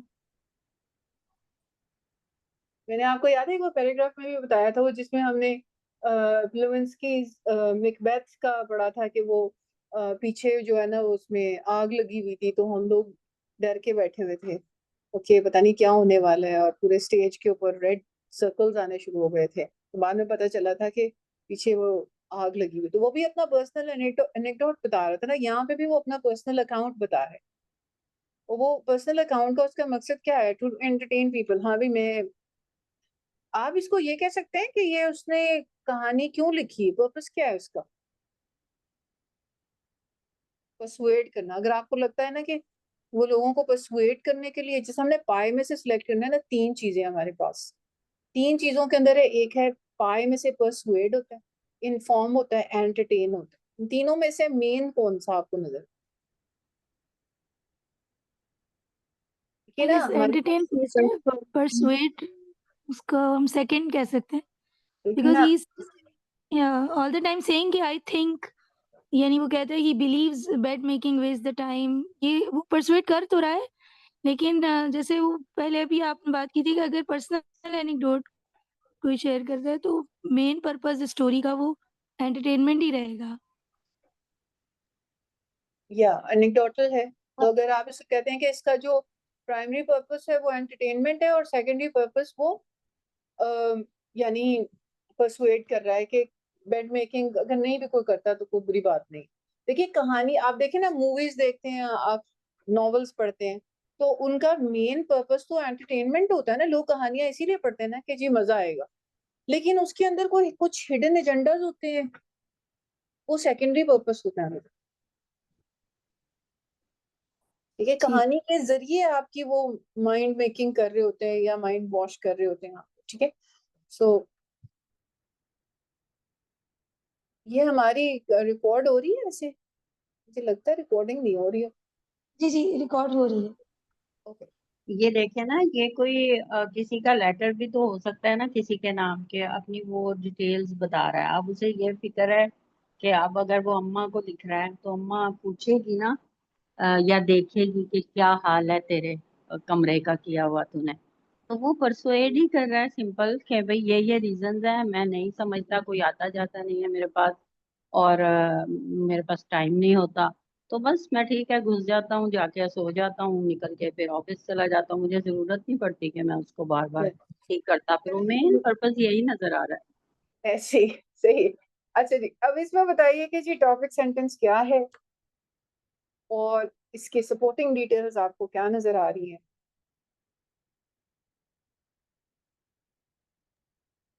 टॉपिक सेंटेंस ये है ना कि some may think I am a snob, but I have some sound reasons for breaking, because he's telling the reasons for breaking the bed making habit. So this seems to be the topic sentence. Okay, anyone who disagree? इसके अंदर कोई ऐसा कोई sentence नहीं है जिसको हम कहें कि ये टॉपिक है। हमें खुद समझना पड़ रहा है कि क्या किस मौजू पे ये लिखा हुआ है। कोई लफ्ज नहीं, कह सकते हैं, ये बेड मेकिंग, कुछ ऐसे। टॉपिक सेंटेंस इसके आपने अंदर फ्रीडम आता है कैजुअल तो लाइफस्टाइल। जी जी, जी, एवर कैजुअल सिंस मैं लाइफस्टाइल या अपने पार्टनर फ्रीडम में को गया तो किसी मैंने बेड मेकिंग छोड़ दी। ठीक है, अपने आप को बाउंड नहीं करना चाहता किसी चीज में, लाइक फ्रीडम। नहीं नहीं, आप वे अगेन मतलब ओवर थिंकिंग, आप अच्छा जस्ट ठीक है, पता टेक्स्ट, नहीं सही आप बात है। फिलोसॉफिकल उसमें ना जाए, आप जो सामने टेक्स्ट लिखा बस उधर तक ही रहे। ठीक है, कुड ठीक बी है, दिस, कुड बी ठीक है, दैट, तो अभी सही है। माशाल्लाह लैंग्वेज मैम की बन रही वेस्ट है, ऑफ तो टाइम। आपको आइडिया होगा कि हम लोग ठीक है, लैंग्वेज के लोग बहुत वो क्रिएटिवली इधर उधर उनके दिमाग जाते हैं, लेकिन यहाँ पे जब हम लिंग्विस्टिकली चीजों को लेके चल रहे होते हैं ना, तो हम ठीक जो है, तो टेक्स्ट सामने लिखे है उस तक महदूद रहे जी, इधर तक ही रहे बस। ठीक है, ये अब उसे इम्पोर्टेंट देखिए, पॉइंट है, पता नहीं मैं इसको क्यों इतना वो ले रही थी इस तरह। ठीक है, अब क्लियर है। ऑलराइट, सो ये देखिए उसने सारी सपोर्टिंग डिटेल्स भी आपको दी हैं। उसने कहा है कि जी अब इसमें मुझे कंट्रोलिंग आइडिया बताएं कि वो क्या कह रहा है कि मैं मेकिंग हैबिट, मतलब मैंने मेकिंग हैबिट छोड़ दिया, ये उसका कंट्रोलिंग आइडिया। वो छोड़ने की रीजंस दे, ठीक है, और रीजंस दे के उसको अपने टॉपिक सेंटेंस को देके कंक्लूड कैसे करना। वो कहता है कि मतलब वो समराइज कर रहा है उसको कि जी अच्छा, टकिंग इन द बेडशीट जो है वो उसे बेहतर भी काम है करने के ना, और भी गम है जमाने में मोहब्बत की सी बात। वो कहता है बेडशीट को बनाना इतना बड़ा गम नहीं है जितना ईमेल चेक करना है। ये लगता है कि कोई जैसे फ्लैट में छड़ा चांद कल्ला ही बंदा रहना। या रुबीना एग्जैक्टली। चलो जी, moving on ma'am to the next इसको वन। इसको वेस्ट ऑफ अगर ये टाइम लग रहा छोटा है। सा है, इसको पढ़ें जी। राफे, आप कुछ ना कहना चाह रहे हैं?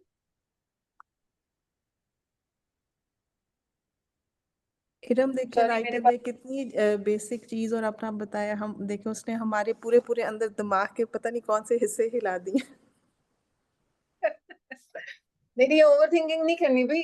लिंग्विस्टिक के लोग जो है ना, वो सामने चीज लिखी हुई पढ़ते हैं और उनको मतलब बताते हैं, क्रिएटिवली सोचते भी हैं, लेकिन उस जगह से नहीं हटते अपनी। इस लफ्ज ये लिखा है भाई इसमें,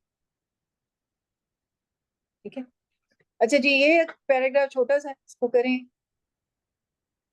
आपका पैराग्राफ जो है ना, इसी तरह एनालिसिस होते हैं उसके, आपकी जो पीयर रिव्यू भी होता है इसी तरह एनालिसिस किए जा रहे होते हैं। अच्छा, इसने ये टॉपिक सेंटेंस लिखे हैं, इसके अंदर ये कंट्रोलिंग आइडिया।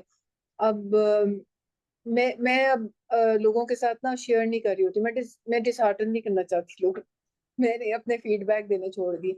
मैं एक एक आई डोंट नो, मुझे अब तो नाम भी नहीं याद है, किसी ने मेरे साथ बैठ के अपना किया था, ठीक। मैंने उनसे कहा था, अब मुझे ये बताएं, अब मुझे ये बताएं, आपको पर्पस क्या है आपका, तो वो कही थी कि मुझे तो पर्पस याद ही नहीं आ रहा, समझ नहीं आ रही पर्पस मेरा क्या है इसको लिखने में।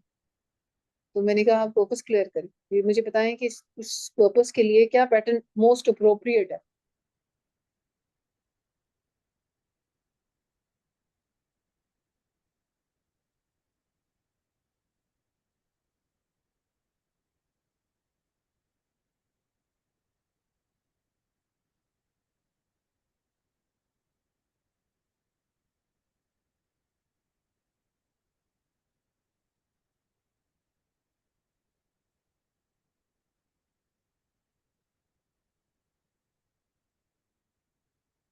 एक हम और जो है ना, एक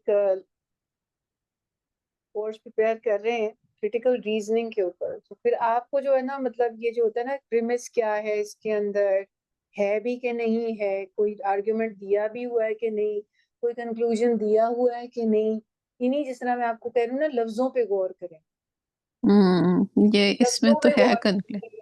आई एम वर्किंग ऑन इट। अभी मैं थोड़ा सा बनाया है।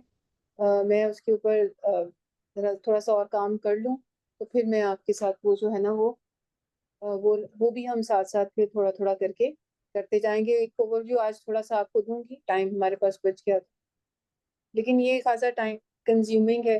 आहिस्ता आहिस्ता, क्योंकि मैं चाह रही थी कि आप मेरे सामने करें, अभी करें। हाँ जी, इसमें ठीक है, वो टीम की ऑर्गेनाइजेशन की बात कर रहा है और एंड में उसने कंक्लूड भी किया है। मुझे लगता है फर्स्ट या लास्ट सेंटेंस जो है वो टॉपिक आइडिया है, टॉपिक सेंटेंस है। या फर्स्ट है या लास्ट है, दोनों में से एक हो सकता लास्ट तो कंक्लूजन ही है ना। जी। अनडाउटेडली लिखा है ना, ऊपर वाली बात के साथ कनेक्ट कर रहा है ना। ये जितने भी कनेक्टर्स होते हैं उनको, मैं आपको बताया था ना पैटर्न ऑफ ऑर्गेनाइजेशन के अंदर, कि हम सिग्नल वर्ड्स होते हैं उनके अंदर, और वो ट्रांजिशनल वर्ड्स होते हैं, एक आइडिया से दूसरे आइडिया की तरफ जाते हुए। जैसे फॉर एग्जांपल, ये भी एक ट्रांजिशनल वर्ड है। यानी उसने शुरू ऐसे नहीं कर लिया कि बिग ट्रेड्स दे पिक अप, नो, उसने कहा फॉर एग्जांपल। सो उसने पिछले वाले बात के साथ अपनी अगली बात को कनेक्ट किया। इसी तरह अनडाउटेडली बट भी जो है ना, ये भी कनेक्टर है। हाउएवर, मोर ओवर, एडिशनली, पीछे हमने एडिशनली पढ़ा था। ये सारे कनेक्ट करते हैं पिछली आइडिया के साथ अगले उसको, और ये जितना आप ज्यादा इनको यूज करते हैं, उतनी आपकी जो राइट अप है, या आपकी जो जो भी आपने लिखा होता है, वो रीडर के लिए ना अंडरस्टैंड करना इजी हो जाता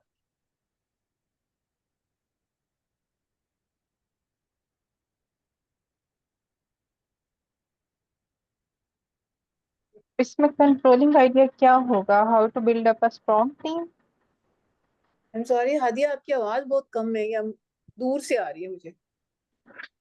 मैं ये कह रही हूँ कि इसमें कंट्रोलिंग आइडिया ये होगा कि how to build up a strong team.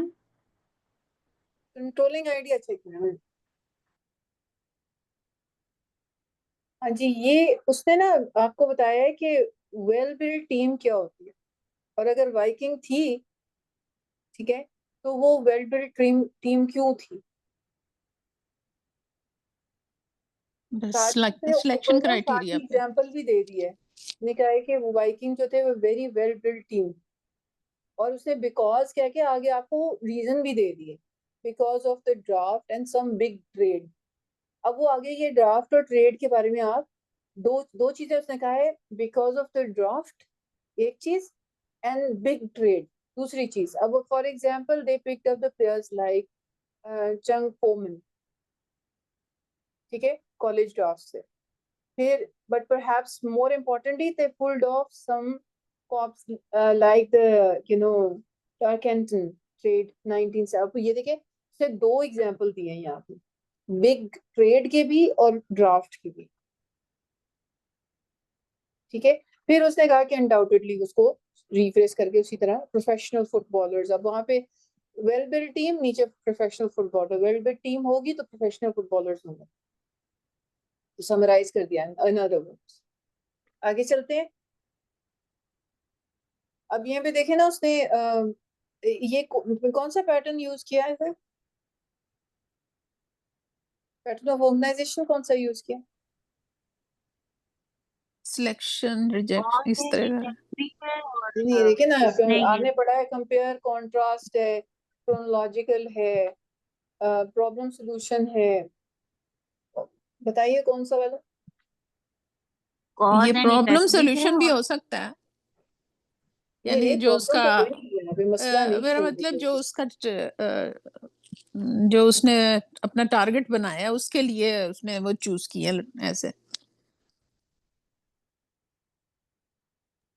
अच्छा बहुत इरम यानी ये अच्छा। कह रहा है कि किस वजह से वो अच्छी टीम थी उसकी रीजन बता रहा है, और दूसरा क्रॉनिकली भी बता रहा है कि पहले ये ऐसी थी इस सन में और अब फिर उस वक्त जाके ये बेस्ट हुई, तो सेकेंडरी ये भी इसमें ऐड है एक चीज, ऐसे ठीक है। आपको लगता है कि एक इसमें एक इफेक्ट बताया गया है और फिर उसकी कॉज भी बता दी गई कि उनकी वेल बिल्ड टीम है, उसकी वजह ये है,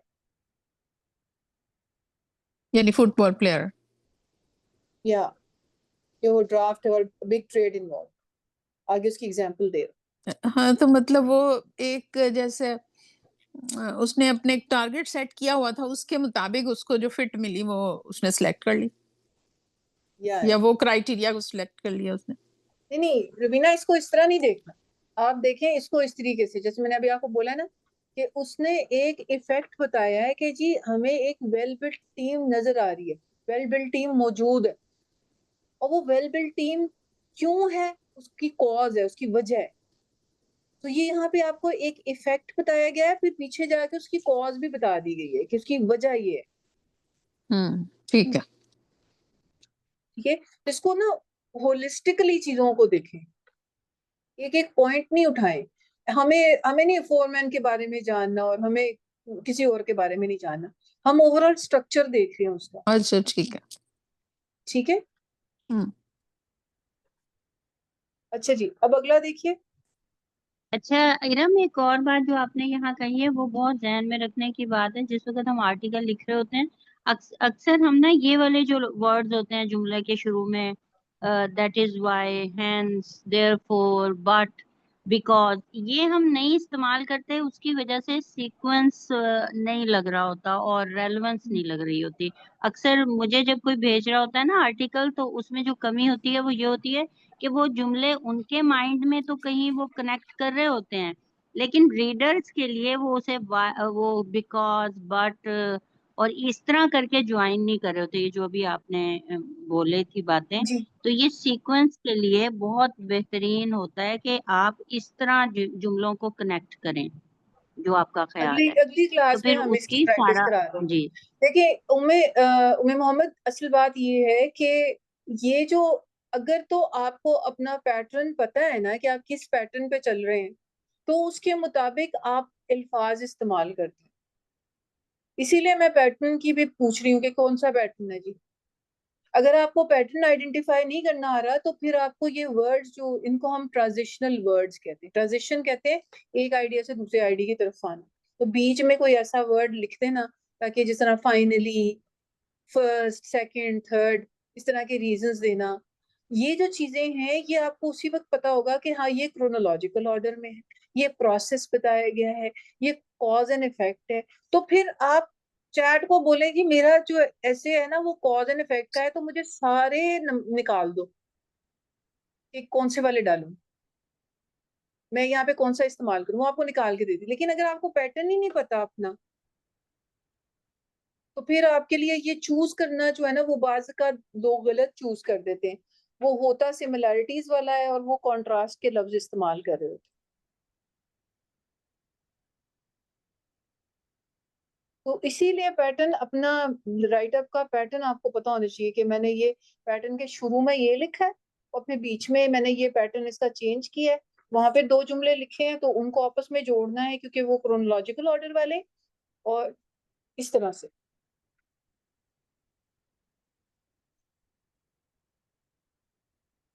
ठीक है, सो इसीलिए पैटर्न को अगर जानेंगे तो ट्रांजिशनल वर्ड भी आपके लिए इस्तेमाल, इसकी एक्सरसाइजेस मैं आपको करवाए दूंगी, मसला नहीं है।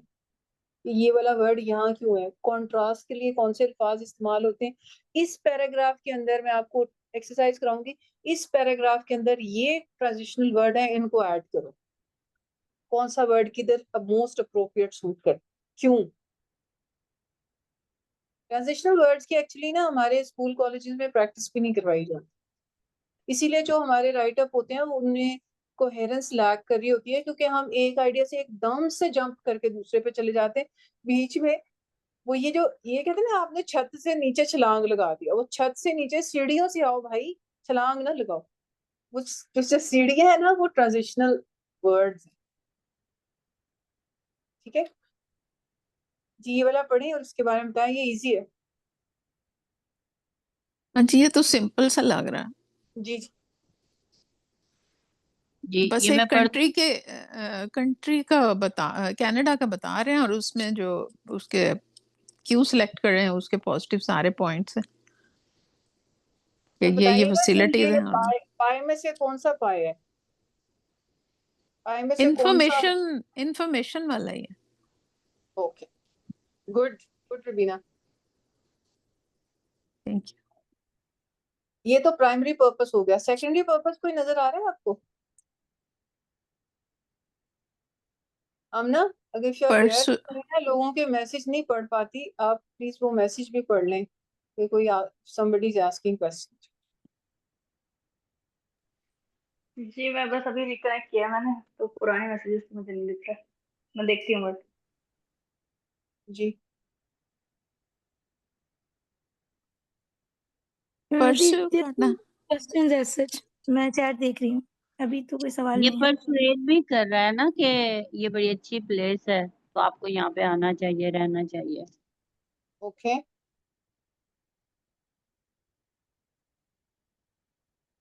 आपको पता है लोग किस तरीके से बाइसनेस फैलेसीज इस्तेमाल करते हैं, किस तरह से अल्फाजों को अपने मकसद किस तरीके से लफ्जों के अंदर छुपाते हैं।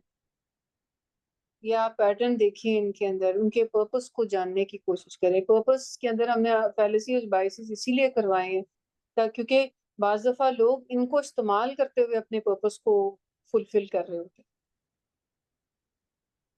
अभी इसी पैराग्राफ के अंदर कोई आपको फैलेसी नजर आती, कोई बाइसनेस नजर आती है राइटर की। जी मेरे जी ख्याल से हेलो कि तो जी नजर बेस्ट, जैसे बेस्ट कंट्री। पॉजिटिव चीजें बताई जा रहा है ना, हेलो इफेक्ट है कि उसमें कोई खामी है ही नहीं है। हाँ, जैसे Canada is the dream excellent land के, हेल्थ केयर सिस्टम। बस जी वही है। और एजुकेशन जैसे कहीं और एजुकेशन है इस लेवल की नहीं है। जी जी, चलिए जी, टॉपिक और सेंटेंस तो इसका बड़ा आसान है, सामने हमारे रीजंस का लिखा हुआ है। और रीजंस उसने कहा है 3 रीजंस, सो 3 रीजंस के अंदर उसने फर्स्ट रीजन की, फिर सेकंड दी, फिर थर्ड फाइनली उसने फाइनली भी हो गए। और फिर एज अ रिजल्ट आपको कंक्लूजन भी दे दिया। So hmm Canada is a desirable place to live। ठीक है, सो यानी कि वो कंक्लूजन, ये जो एज अ रिजल्ट, देयरफॉर, दस, हेंस, ये इस किस्म के वर्ड्स होते हैं जो कि आपको कंक्लूजन की तरफ लेके जाते हैं, ये कंक्लूजन क्या है इसका, वो रिजल्ट ये निकाल के लोगों के सामने। और देखें रिजल्ट आमतौर पे लोग आखिर में लिख रहे होते हैं, क्योंकि आखिरी बात जो है ना साइकोलॉजिकली आपको याद रह जाती इम्पैक्ट डालती है ज्यादा एंड तो। है। जी ठीक है, चले जी। इसके अंदर जो है ना, अब ये एक पैराग्राफ है जिसके अंदर अब ये ना, ये वाला जो टाइम, ये एक्सरसाइजेस मैं आपके साथ शेयर करती हूँ और अगली क्लास में इनको डिस्कस करूंगी। ये कुछ एक्सरसाइजेस है, मैंने आंसर्स भी दिए हुए, लेकिन जैसे ये I want to do right now, बाकी वो पीछे वाली आप करिएगा और मैं अगली क्लास में उनको डिस्कस करूंगी, ठीक है। ठीक है। Rewrite the following in concrete form as the sentence are too general and vague. अब concrete है, मतलब concrete अगर आप छत बनाते हैं concrete से, तो इसका मतलब है कि छत मजबूत होती है, यानी ये जुमले जो है ना ये मजबूती नहीं रखते। आपने इनको मजबूत बनाना है क्योंकि ये बहुत ही जनरल है, बहुत ही वेग से हैं। अब एक एक जुमले को देखते जाएं और उनके अंदर मजबूती लाएं। वो कौन सी इंफॉर्मेशन है जो इन जुमलों में मिसिंग है, जो कि ऐड होना जरूरी है।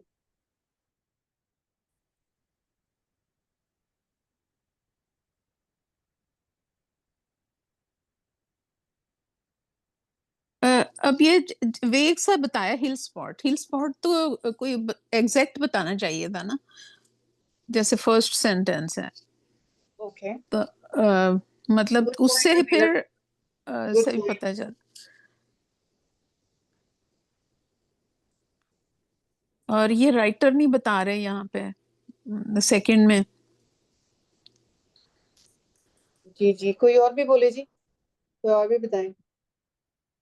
मेरे ख्याल से 2 जगहों पे ऐड कर सकते हैं, द हिल स्पॉट और जैसे कोई नाम जगह का, the hill spot for example कोई एक नाम वहाँ, और फिर माय फैमिली या किसी एक बंदे का या इंफॉर्मेशन यहाँ पे होनी चाहिए, was visited last year was so beautiful that I can not forget till now, या इस तरह का कोई Nidra, statement can you speak up a कि वो little because इतना आपकी आवाज दूर से जबरदस्त था आती कि है।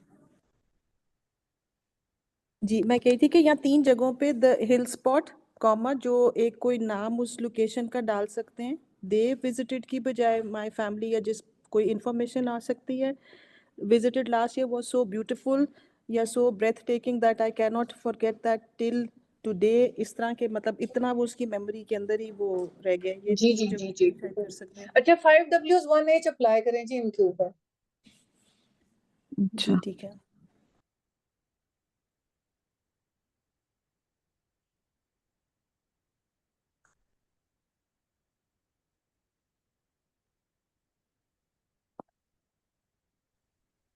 When they say that the hill spot they visited in Canada last Christmas holidays was memorable visit,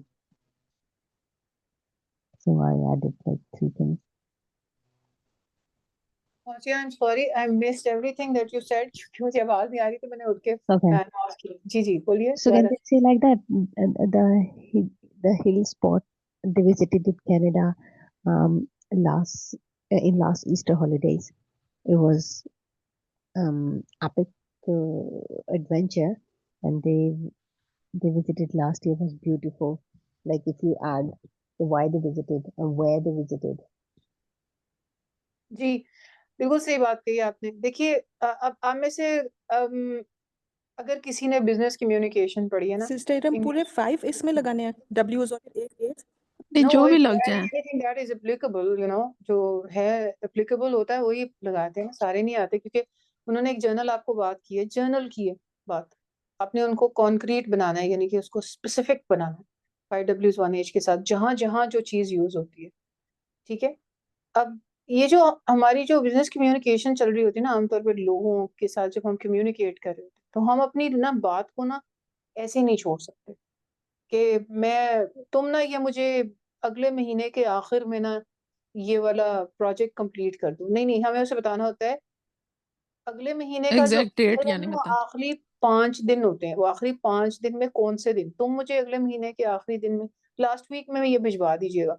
नहीं स्पेसिफाई कहाँ कब कैसे क्यों किस तरह किस डेट को किस टाइम पे तुम कल मुझे मिलने आना, कल किस वक्त, कल क्या डेट है। हो सकता है ये जुमला 10 साल पहले लिखा गया हो, यू नेवर नो, ठीक है। So the hill spot that you visited last week, देखें आपको डेट स्पेसिफाई करनी है, हिल स्पॉट का नाम बताना है, और जैसे जहाँ पे टाइम और डेट और वो सब कुछ आपने बताना है, ठीक है। फिर बुक जिसको मिली, हिज को आप बंदे का नाम बताएंगे, वो चाहे चाहे वो ये क्या लिखे, नसीम हजाजी होगा, उनकी जो किताब का नाम, बुक का नाम भी बताएं, राइटर का नाम भी बताएं, कौन सा अवार्ड मिला, कब मिला, एक एक चीज को आपने, और कौन से ईयर में मिला, ये चीजें आपने मेंशन करनी होती है, जिसे वेग ना छोड़े चीजों को, ठीक है। अच्छा, we will discuss about this matter. We कौन है जी? अच्छा, ये वो चीजें हैं जो कि हम प्रिग्मेटिकली डिस्क्राइब किए जाते हैं ना, कि come and C me tomorrow. अब ये जुमला हो सकता है 10 साल पहले लिखा हो। मी कौन है, ये ऐसे सवाल हैं कि आपको आंसर करने पड़ते, ऐसे नहीं छोड़ सकते हम उनको। आपको देखिए सर साहिल जब कहते हैं ना, I can understand the pain he is going through, तो कहते हैं मुझे आपके प्रोनाउन समझ नहीं आते, वो ये मसला होता है, ये मसला होता है। आपने एग्जैक्ट टाइम, प्लेस और जितनी एडिशनल डिटेल है वो साथ बतानी होती है। और चूंकि हम लोग इसके आदी नहीं होते, तो हम लैंग्वेज के स्टूडेंट हैं, हम आदी हैं, इसके आदी नहीं होते ना, तो वो हम लोग ऐसे बोलते जाते हैं। लेकिन जो गहराई से आपकी बात सुन रहा है ना, वो जानना चाहता है कि क्या मतलब है इसका, what do you mean by that, ठीक है। तो वी विल डिस्कस, वी कौन है जी, फिर डिस्कस व्हाट, दिस मैटर क्या मतलब, कौन सा मैटर, लेटर, लेटर कब, 1 साल बाद, 2 साल बाद, कब, स्पेसिफाई करें, कहाँ स्पेसिफाई करें, ठीक है। The meeting is scheduled for tomorrow in the afternoon. आज आपको सर साहिल की पेन समझ आएगी। अब मीटिंग एजेंडा क्या है उसका, टुमारो कब है जी, अब जुमला हमें नहीं पता कब लिखा है ना, डेट, एग्जैक्ट टाइम, कहाँ पे है, ठीक है। और आफ्टरनून का मतलब क्या है जी, उसमें काफी सारे घंटे आते हैं, तो टाइम भी बताएं एग्जैक्टली, 2:30 के करीब, सही है। सो ये वो चीज है जो कि अक्सर हमारी राइटअप्स में मिसिंग होती है, ठीक है। ये आमतौर पे हम बिजनेस के स्टूडेंट्स को पढ़ाते हैं, क्योंकि बिजनेस के अंदर टाइम इज मनी। तो लोग जो है ना, एक तो ये है कि कॉन्क्रीट रखनी होती है चीज, इधर उधर की बातें नहीं करनी होती, कंसाइज रखनी होती है। Concise does not mean brief होना, कंसाइज का मतलब होता है कि बातों को रिपीट ना करें, एक बात एक दफा बता दी तो उसको आपने दूसरे लफ्जों में नहीं बतानी। अब हम लैंग्वेज के स्टूडेंट है ना, तो जो हमारे साथ लिटरेचर के लोग होते हैं ना, तो वो लिटरेचर के लोग एक ही बात पता नहीं तरह तरह से करते हैं, मुख्तलिफ तरीकों से एक ही बात को कर रहे होते हैं। अब वो जो है ना, वो रेपिटेशन होती है, रेपिटेशन को अवॉइड करना होता है। बिजनेस के अंदर time is money, people don't have time, they have to, I mean they just like have few minutes आपके पास बात करने के लिए, और उसमें अगर आपने काम की बात ना की तो यू लॉस्ट इट, ठीक है। तो वो भी मैं आपको करवा दूंगी। तो वो पूरी एक थ्योरी है, उसका नाम है 7 C's, ठीक है। कि जो आपका मैसेज जो है वो कॉन्क्रीट होना चाहिए, कंसाइज होना चाहिए, कंसिडरेट होना चाहिए। आमतौर पर वो बिजनेस में यूज होती है, मगर नॉट अ प्रॉब्लम, वो भी कर लेंगे। चलिए जी, आज के लिए इतना ही काफी है, मैं आगे अब नहीं जाऊंगी क्योंकि वो ज्यादा हो जाएगी। थोड़ा सा मुझे जो चीज आपको बेसिकली करवानी है, जिसका मैं कह रही थी कि मैं थोड़ा सा ओवरव्यू आपको दूंगी, वो है, एक मिनट, जस्ट ओपन इट।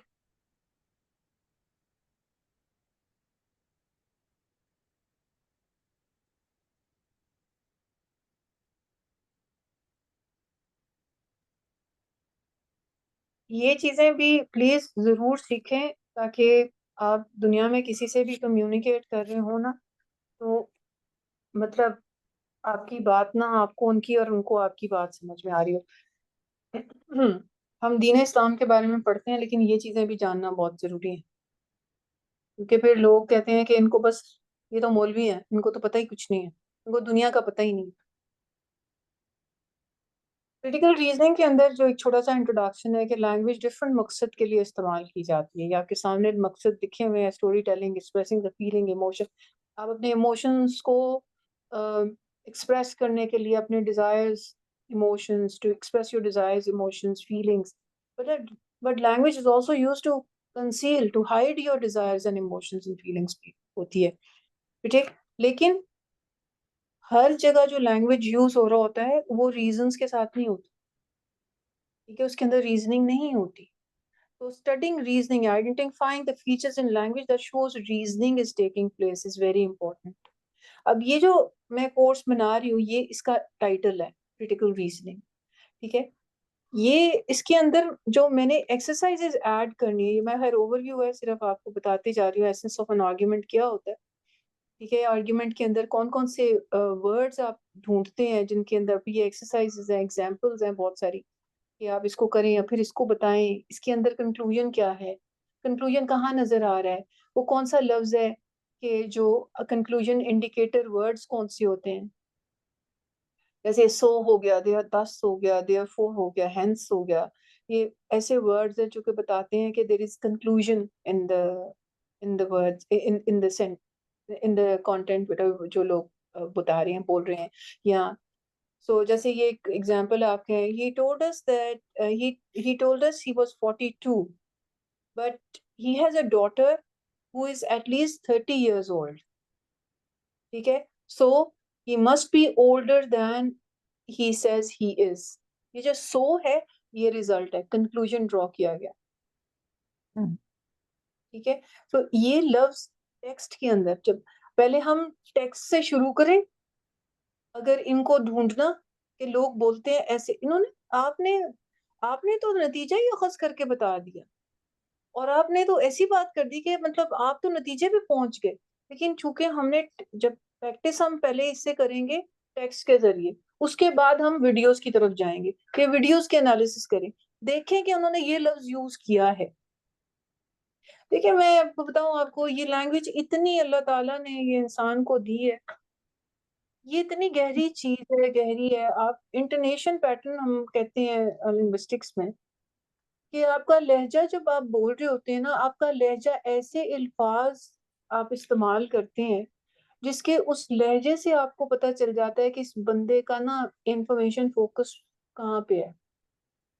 ये मैं एक जुमला बोलती हूँ 3 मुख्तलिफ तरीकों से, और वो जुमला, अच्छा ये पहले मैं आपको दिखाई दूँ, जैसे हमने ये बताना है कि मस्ट क्या बताता है, और कैन नॉट की क्या इम्पॉसिबिलिटी होती है, और शुड की रिकमेंडेशन होती है। ये सारे आपको कंक्लूजन की तरफ लेके जाते हैं, लेकिन ये कब कंक्लूजन की तरह इस्तेमाल होते हैं और कहाँ नहीं होते, ये भी हम इसके अंदर स्टडी करेंगे। Provided you allow us, provided you join the class, ये हम पढ़ेंगे। ये कि find the conclusion in these sentences, ये एक्सरसाइज है, ठीक है। फिर ये कैसे इस्तेमाल होते हैं सारे, मैं ये भी बना रही हूँ, आई एम वर्किंग ऑन इट। और जैसे मेरा कोई एक चैप्टर भी कंप्लीट हो जाता है, अब ये एक्सरसाइज है knowing the dangers of smoking, ये एक एक्सरसाइज है ये वाला। जैसे आप कह लें कि ये पैराग्राफ है,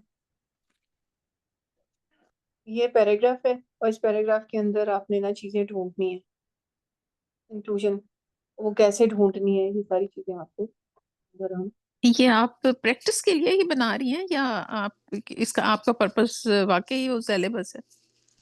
ये एक अलग हम डिजाइन कर रहे हैं, और इसमें है तो लैंग्वेज ही ना, ताल्लुक लैंग्वेज से ही है,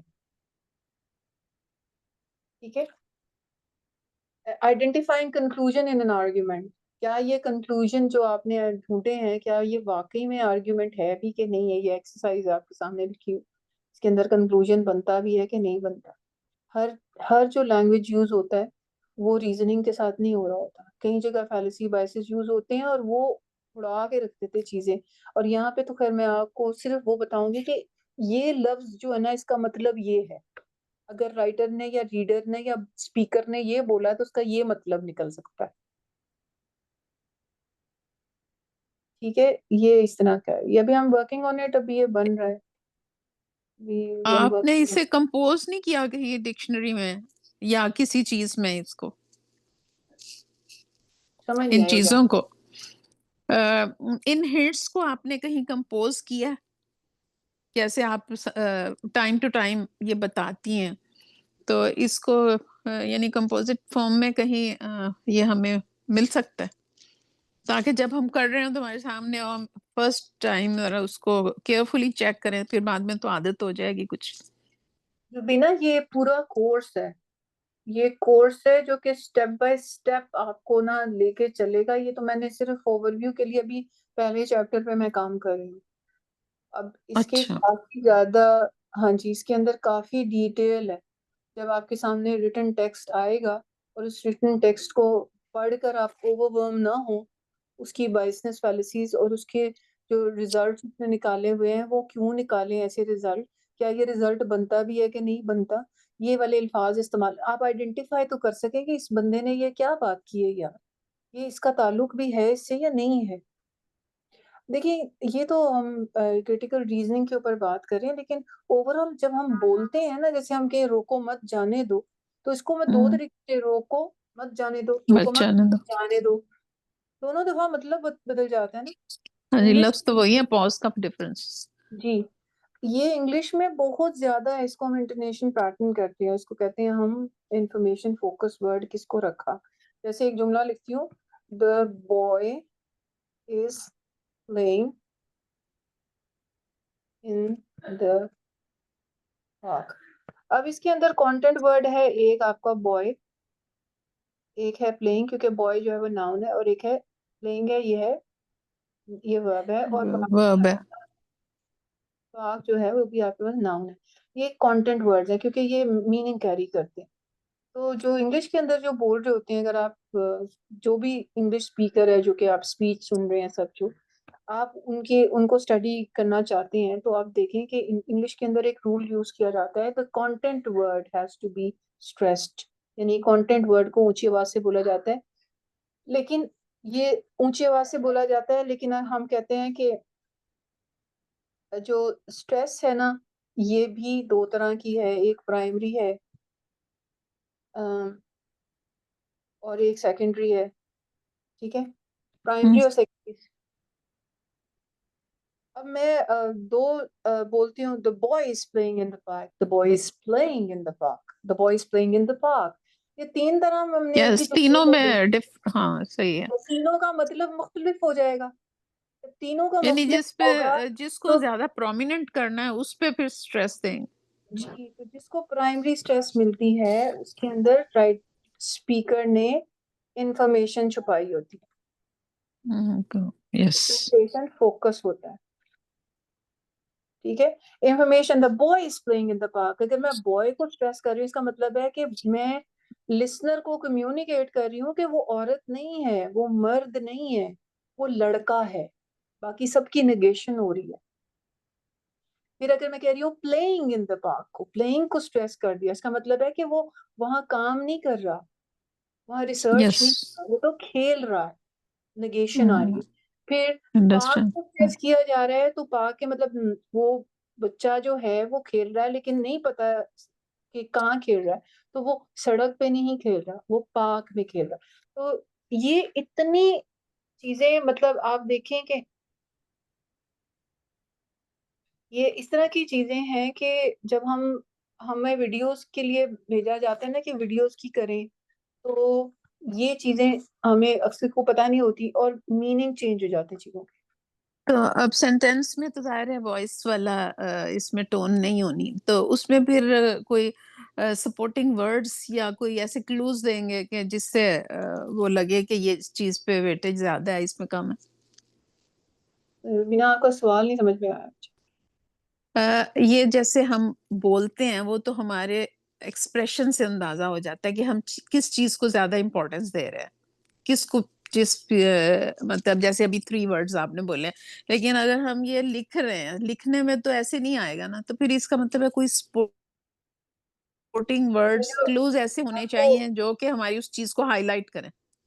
हाँ जी, तो ये जो आपका क्रिटिकल रीजनिंग का हम करेंगे, ये तो मैंने वैसे आपको मिसाल दे दी है।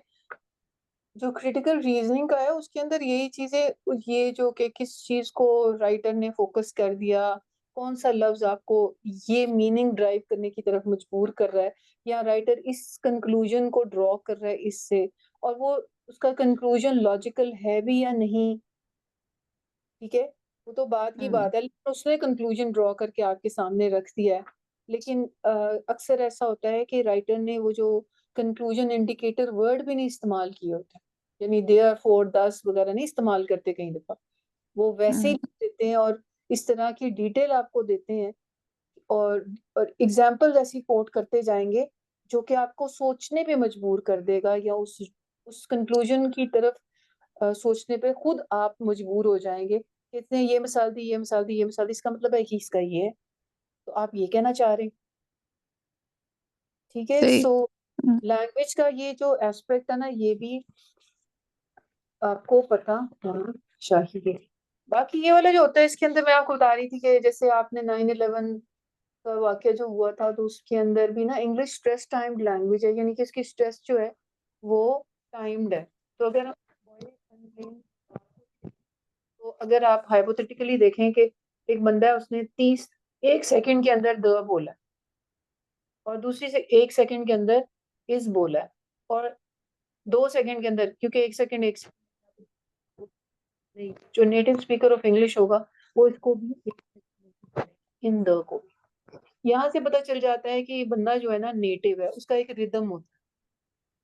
तो ये 9/11 में हुआ था, वो ये हुआ था कि कैसे पता चला था कि इनसाइड जॉब है। इसमें एक रीजन ये भी थी कि जो बंदे फोन पे बातें कर रहे थे वो रिदम नेटिव स्पीकर का फॉलो कर रहे थे, और नेटिव कौन होता है? जिसकी मादरी जुबान अंग्रेजी है। हम मादरी जुबान हमारी उर्दू है, तो हम नेटिव हैं उर्दू के, पंजाबी के, ठीक है। सो ये लैंग्वेज इस तरीके से भी चलती है। खैर एनीवेज, ये मैं वैसे बता रही थी, ये तो टोटली और चीज है, लेकिन जो क्रिटिकल रीजनिंग है आई थिंक हम सब लोगों को करना चाहिए। मैं बनाऊंगी इसके ऊपर सारा कोर्स, और फिर मैं आपको ऑफर जरूर करूंगी, आप में से जो आना चाहे जरूर आए, ठीक है। सो ये आपको मैंने वैसे दिखाना था, so I am still working on it, ठीक है, स्लाइड्स बना रही हूँ मैं भी, ठीक है। Any question? ठीक है, आप अब नेक्स्ट वीक हमें मिलेंगी, आप अगली आपकी क्लास यानी, जी जी, हम तो इसको इसी को हम आगे लेके चलेंगे, जो आपने अभी कुछ थोड़ा सा काम देना है, और यानी इसी रिहर्सल को आगे, या कुछ और ऐड करेंगे आप इसमें? इसके अंदर कुछ एक्सरसाइजेज हैं जो कि आपको करनी चाहिए। वैसे तो मैंने वो सॉरी, इसके अंदर नहीं, वो जो दूसरा वाला था हमारा, उसके अंदर एक्सरसाइजेज हैं, वो आपको करनी चाहिए। मैं आपके साथ वो शेयर, खुद से हम कर लेंगे, वो आप तो करें, मैं लेकिन फिर आपके आपको साथ अब डिस्कस करूंगी। आपके साथ डिस्कस कर लेंगे। जी, मैं वो जो है ना आपके साथ शेयर कर दूंगी स्लाइड्स वगैरह, और कुछ एक्सरसाइजेज एक्स्ट्रा भी हम शेयर कर देंगे, आप उन्हें करिए, और फिर हम उनको आपके साथ डिस्कस कर लेंगे क्लास के अंदर, क्योंकि कुछ ना राइटिंग वाली एक्सरसाइज है, ठीक है, ठीक है, कुछ राइटिंग की एक्सरसाइजेज है। तो वो राइटिंग की एक्सरसाइजेज अगर मैं यहाँ बैठ के आपसे करवाती हूँ, तो इट्स बेटर कि आप वो करके आए, और फिर जब हम यहाँ बैठे तो हम उनको डिस्कस कर लेंगे, आपने वो की होंगी तो हम उनको डिस्कस कर लेंगे, ठीक है। ठीक है, thank you very much. Most welcome. वो कह रहा हम जज़ाकल्लाह खैर, सेशन एंड करते हैं फिर। ठीक है, इंशाल्लाह, अगर कोई सवाल अच्छा नहीं है तो इरम, जी जी। एक बस